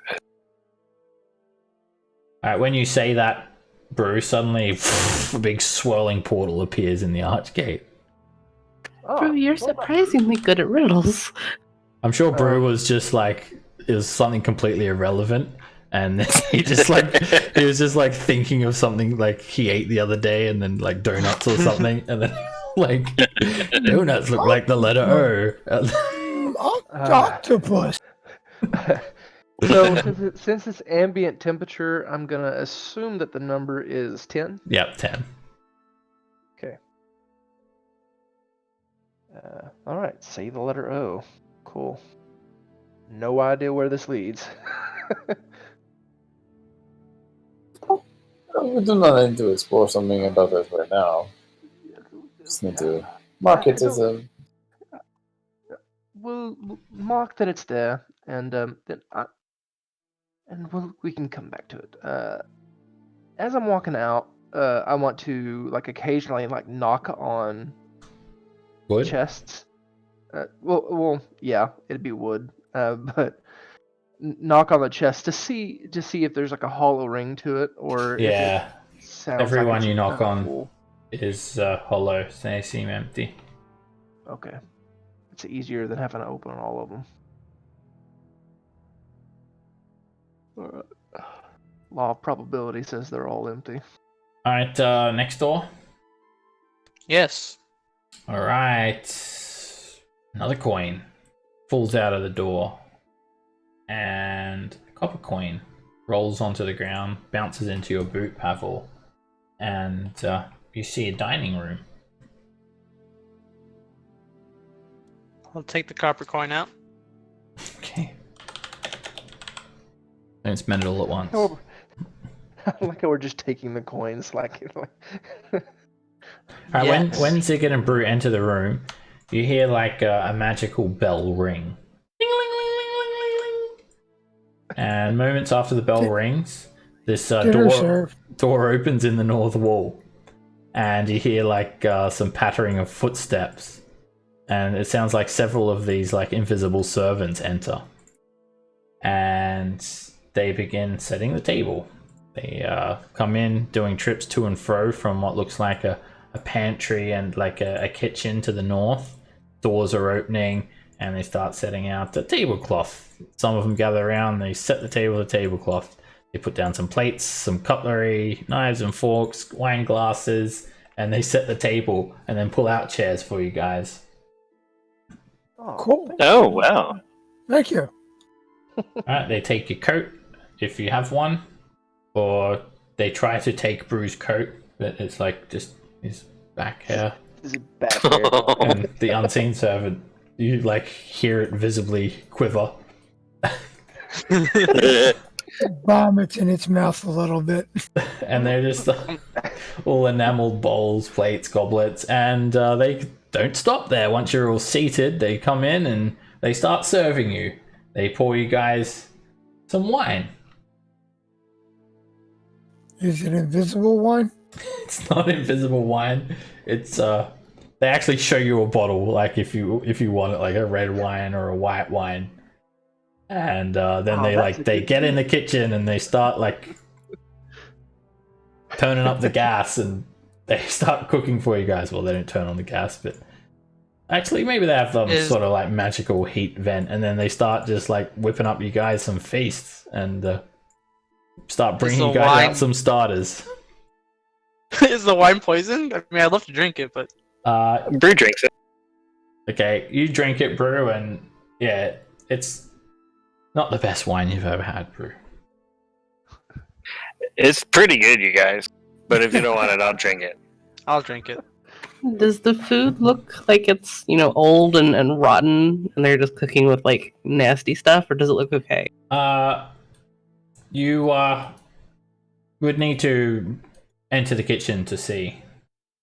You can just sort of hear them clamoring around and like through the door. As you try to enter, Roland, one of them just sort of like pushes you, like sort of get out. They nudge you. Oh, easy now, easy. Like lean in the door though, just to see what they're working with in there. You just see like pretty much a feast cooking itself. They start getting out some frying pans, getting ingredients, searing some meat, creating some sauces, and they're making like a very nice feast for you guys. And as soon as it's ready, the servants come out and they set you guys some starters, and it's all fresh food, cooked to order. Actually, looks fairly A appetizing. la carte dining. Now this is hospitality. It's much Those better stone than the ones that giants tried to would kill learn us. a lot from these folk. And the foods are nice as well. This is like Epicurean style stuff. Nice, some like truffles and all of these fanciful foods, saffron, all those expensive ingredients, and like very fine. It's like an aristocratic meal that they make you guys, and they serve you like a full 3 courses, including dessert. I I'm mean, gonna regret this I later. don't know what everybody else is gonna do, but Roland would like to sit down and eat. Yeah, definitely. Yeah. I'm gonna regret it, but yeah, same. I'm in. Same. All right. Well, you guys may as well take a short rest while you're here. I will. Good, because I want to use some. So how's hit dice work? I can use a certain number As to heal? many as you got. And if you use any hit dice at all, even if it's just one, you can roll a d8 for Song of Rest, which is something Roland can do. So, make sure to So roll I'm that down d8. 19 points. Can I do them one at a time? Yeah. And Okay. as soon as you roll one, roll a d6. Also, while you guys are eating, there's one unseen servant who literally just like waits on Brew with like a napkin, and like after every bite, wipes his face. It's a lost cause. I don't know. I don't know where. Like sweeping under his feet. So the D6 was a 4, Seb, for whatever that's for. Alright. If you click the word hit die as well, it'll actually just like roll it for you on your character sheet there, and it'll also fill your hit points up. You can take that first okay. one if you want, just deduct one manually. And my Song of Rest is a d8 now. Oh, d8. Mhm. Well, re-roll then if that in that case. And so yeah, the food's like very good, and yeah, they clean up after you guys. They do the dishes and. I'm gonna shove some extra food into my bag for rations later. Alrighty. And yeah, you can just take some leftovers. Just call them Mad Goth leftovers. Oh, hopefully they don't turn to mush as soon as they get outside the castle. Hopefully not. And I'm creating the Tour de Undermountain for rations later. Ooh.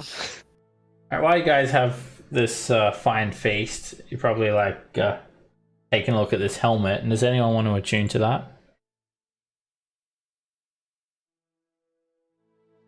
Makes you completely immune to damage. Yeah, anybody that wants to. I mean, Not die. Roland's not going to. Anyone who Yeah, wants to but- not die? Roland. It's You squishy. Roland. Well, the problem is I already have 3 things attuned. Oh and yeah. I'm not Do you? really. Wand of Fireballs, Yeah, I have- Wand of Binding. Wand of Fireballs, the Pearl of Power, and the guitar. Oh, okay. I forgot. Oh, I forgot to give you guys all the pearls of power. I've got them. You have a pearl of power. That's in mine too. You have a pearl of power. I have a 3. pearl of power. Everyone has a pearl of power. Look under your seats. I was gonna get some artwork for them too. Okay, I'll get some artwork for them. I don't think it's actually official artwork. Find some nice stuff. All right. So sorry. One for Roland. There's one for Scamp and one for Nox. I think that's it. Okay, I'll fix They're all, those they're up. all nice bits of jewelry. All right. So they clean up after you guys, and then you get the feeling like dinner's over. So who's... Is anybody attuned into the helmet? Yeah, that's what I was going to ask. Brew, do you want it? No. No, I like taking damage. Keeps me angry. Keeps you centered. Yep. I mean, Zigguard, you'd look more metal than you already do if you want to. Sure, I mean, I'll wear it while we're in here. Might as well. I mean, it won't work outside of here. Okay. All right. You don it, and you're immune to all damage. I guess I'm taking the lead and opening all the doors. Yes, please. All right, let me add that to your list of attunements. I think Mad all I Goth's have helm. is the flame tongue. Yeah. All right. Okay, let's sort it out. And yep, they clean up after you guys, and then they start shoving you guys out, Thank them. giving you just gentle Thank you. nudges. Thank you. Oh. Well, thanks there, Heidi. Shadowy. Ghosty. Well, they Bartholomew. look like this. Spooky. You know, if we had a few more of those, this would be a very quick trip.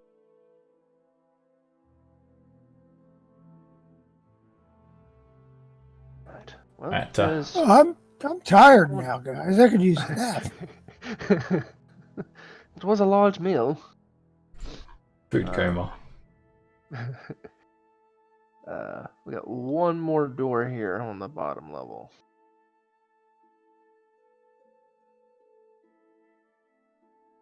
Where's that at? Up here? This Yeah. set of steps also leads up to a landing, which seems to like the second floor can be accessed from either side of the hall.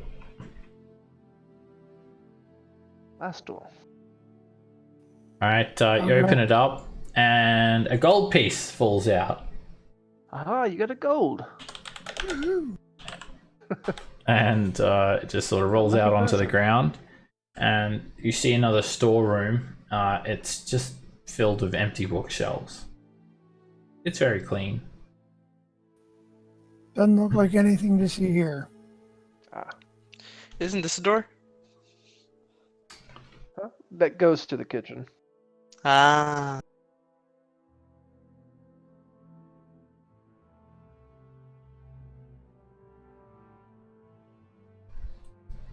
All right.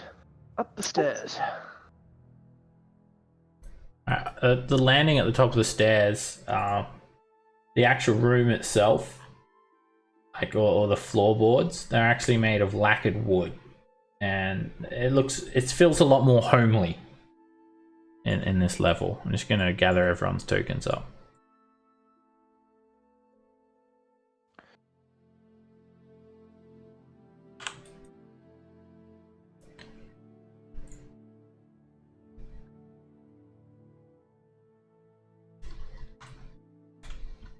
Right, when you arrive at the landing at the top of the stairs, yeah, it's nice. You're actually feeling like really, this is the first time in Undermountain you felt so sort of relaxed and Cozy. yeah. So the decor. Well, I could use that sauna now. There are these long purple rugs with gold trim lining the floor. There are wood-framed portraits of wizards on the walls. Where the halls widen, there are carved oak chairs padded with red velvet, available for weary visitors. And at the foot of each chair even rests an ottoman. You see crystal barred windows facing the courtyard, and there are sort of halls. You imagine it probably forms a circuit, like the floor below, with a courtyard in the middle.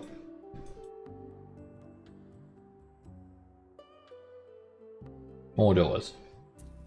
Is that a door there? Yeah. I'll open it. Alright, you crank the door open, and it's a bedroom, maybe a guest room. But the smell of this room is like something is burnt. It's like charcoaly smell. You see a canopied bed standing against the south wall. It has black curtains that are drawn down. Other furnishings include a coat rack by the door, a footlocker which is open. The footlocker has clawed feet, so it's pretty nice. There is a wardrobe, the doors are open and empty, a slender mirror on the inside of the door, and a writing desk with a matching chair.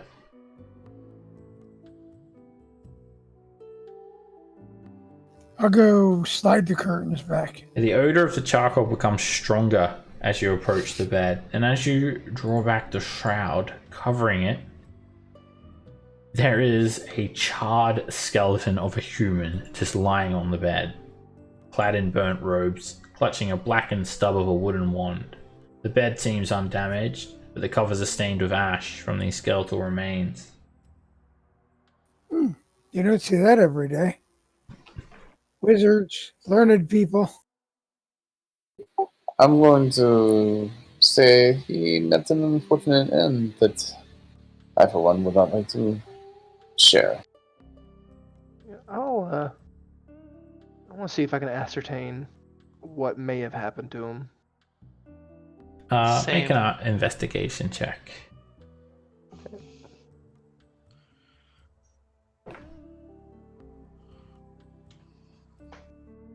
He was definitely burned. Mm-hmm. You're not sure how he was burned. Obviously, he was incinerated. But he wasn't burned in his bed. Well, I can say for certain that this man was burnt very badly. But not here. He was laid here later. That's about all I can tell you. Thanks, Gil Grissom. An 18 is decent rolling, so I'm going to say he could have been burnt here. I'm poisoned, though. Alright, you just ignore what I said. Well, I rolled a 17 though. Yeah, you think, alright. There is a chance it could have been magic. Certain spells, they only affect creatures and not objects.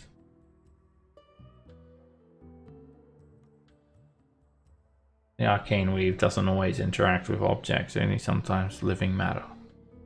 There is a possibility that he was burnt in his bed. It would have had to been a specific fire spell. Magic did this. Well, I would hope so. Magic bad. Magic bird. Well, if his magic was any good, he'd still be alive. Might as well search the rest of the room.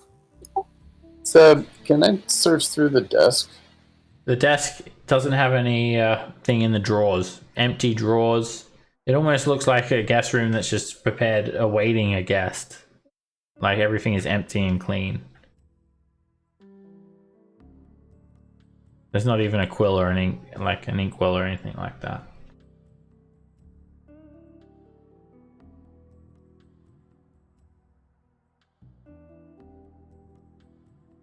Are those stairs going up, Seb? Yeah. They look like they lead up to the next level. Seems we have a couple of doors here.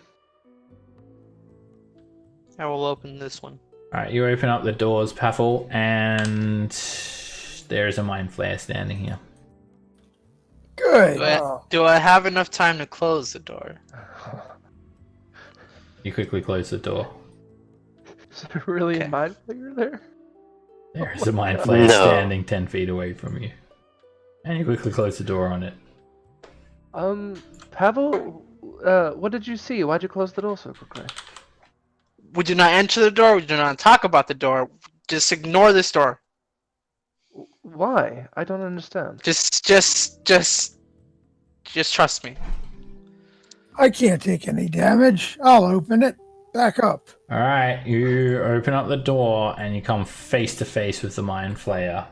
His round, bulbous purple head, his face tentacles dangling down, and he's not moving. I'm sure I have no clue what it is. Oh, he's not moving? Nope. He's got a black Guys, there- robe on, a cowl, and this like sort of breastplate. There's something weird in here, guys. One of you smart people come look. Huh. But does it appear to be dead, or is it just frozen? Make a perception check. It's stuffed. Will do. Is that the mind flayer from level 3? It looks like it could strike at any moment, Nox. But Pavel, you look at it, it's actually like just a costume, a mannequin. Ooh. That's a very well-made It's costume. Pavel. very realistic. Pavel, what's that yellow stain in your pants? It's probably mustard from the food. Oh, from dinner? Okay. So if you guys want to take the costume, you can wear it and you can make a hell deception yeah. check to impersonate a mind flayer. Oh, Hell yes. With We're advantage taking if you're that. viewed in poor lighting or more than 15 feet away. I don't need that costume. Okay, well, we're taking it. I mean, I'm not Who wants on it? now, but we're taking we'll it. put it on Pavel and stand him in front of that mirror downstairs and let him scare himself. Or like Nox could take it, and you and Dagger could have good roll. Ooh. No. I mean, if I had known looking like a mind flayer would scare the piss out of Pavel, I would have done that a long time ago. What else is in this room? It looks like a cloakroom. There are coats, cloaks, robes, wizard hats, apparel hanging from hooks on the walls or folded up on shelves. It's like a costume. Do any of them look like cloaks of protection? It's a LARPer's room. Not really. It just looks like standard plain clothes. Nothing really stands out as like shiny or anything like that or magical. Why do I feel like I'm going to the Renaissance Fair? This Mad Goth fellow, maybe not all in his right mind, but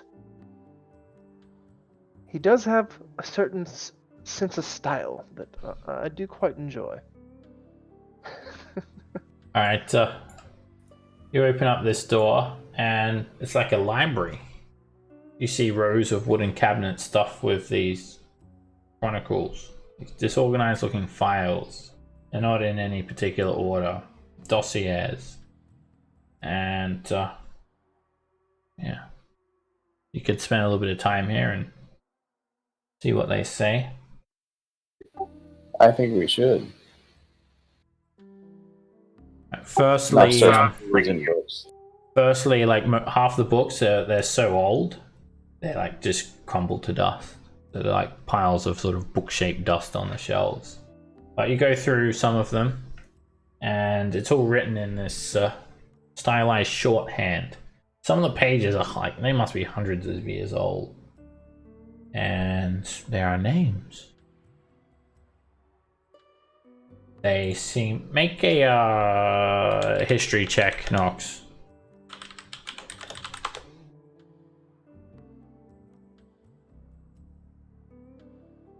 I cannot roll to save my life right now.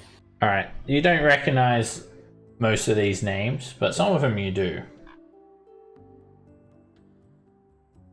You start reading the names. Bigby, Tenser, Otis, Mordenkainen. They're names of famous wizards. Elminster, Hollister. And they have a note. Alive, deceased, alive, deceased, deceased, deceased, lich, Magdoth, lich.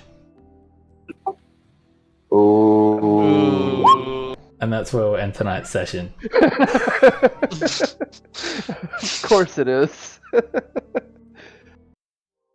Damn. Alright. I got a 24. You recognize the name as it's a documentation of famous wizards, whether they're like alive, dead, or have achieved lichdom. That's where I've heard the name Otto from. He's also a famous wizard. What? Yeah, several spells have his name in it. Oh, One that yeah! I can think of off the top of my head is the Resilient Sphere. Otto Luke. Well, no, it's Otto Luke, not Otto. Sorry. Yeah, Otto Luke. His name is in there as well. All of the famous mages. Alrighty. Well, not too much combat today compared to like last couple of sessions in level 6 where invisible things are attacking you around every corner. Yeah. But I still had a lot of fun. Definitely. Indeed. Yes. Yeah, I kind of liked it since the last sessions were so combat heavy. Yeah, little break, bit of exploration, and I'll see you guys in 2 weeks from now. Yeah. Oh, right, yeah. Yeah, that's New Year's Eve. I doubt I'll be able to make that one. Ooh, yeah. Actually, Alright, I yeah, won't. that is New Year's Eve as well, so we'll see. And if we have to cancel the game, we have to cancel the game. We'll come back after the New Year with resolution. I don't have- A repeat of last year. I don't have a life. I can play. Why not? Same. I definitely don't have a life. I don't get to take vacation for another like 6 weeks, and then I'm gonna leave you guys for 3 weeks. So Aww. We'll play it by ear and see how it is. But thank you guys all very much, and wish Yeah, that was everyone all. That was a lot Yeah. of fun. Happy holidays. Merry Yeah, Christmas, right on. everybody. and Merry yeah, good to Christmas, see you back everybody. as well, Yeah. Pat. I hope you're feeling better. You're doing okay. Getting there, hopefully. Don't go drinking too much over New Year's and Christmas. This I'm is the true. designated driver. I'm on tons of antibiotics. I'm the designated driver. That's why I can't back out. All the time she's been designated driver, she'd kill me.